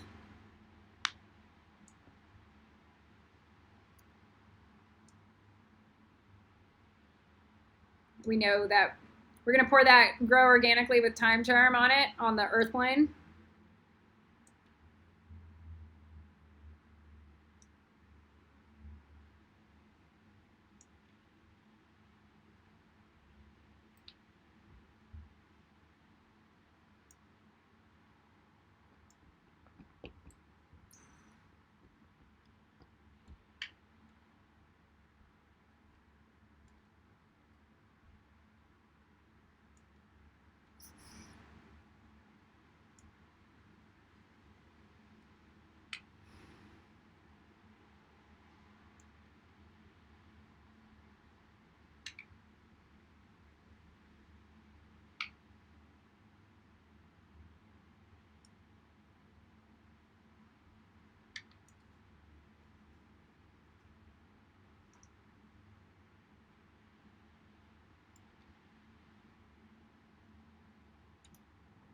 All right, feels good. Now it's like we're gonna pour one layer of honesty, more honesty, and growing through like self-honesty instead of delusions, because delusions create heartache. Let me say that again. Delusions create heartache, and honesty creates health and love. So when we goal set and we are not able to ever accomplish our goals, it breaks our heart. And then we go insane a little. And when we goal set from where we can commit to something and we achieve it, we thrive, we flourish, and we feel really good and accomplished on the inside. So when I make my stuff logical and doable, and I accomplish that, I have an inner sense of award. It's win. So we're gonna put on that honesty charm. Maybe it seals the deal and I can be way more honest. Maybe just about the short-term, long-term fallacies, so I don't delete a really good video that everyone wanted to say was bad because they didn't like the way it felt or looked. All right, now we're at Kali Run Out. Bye.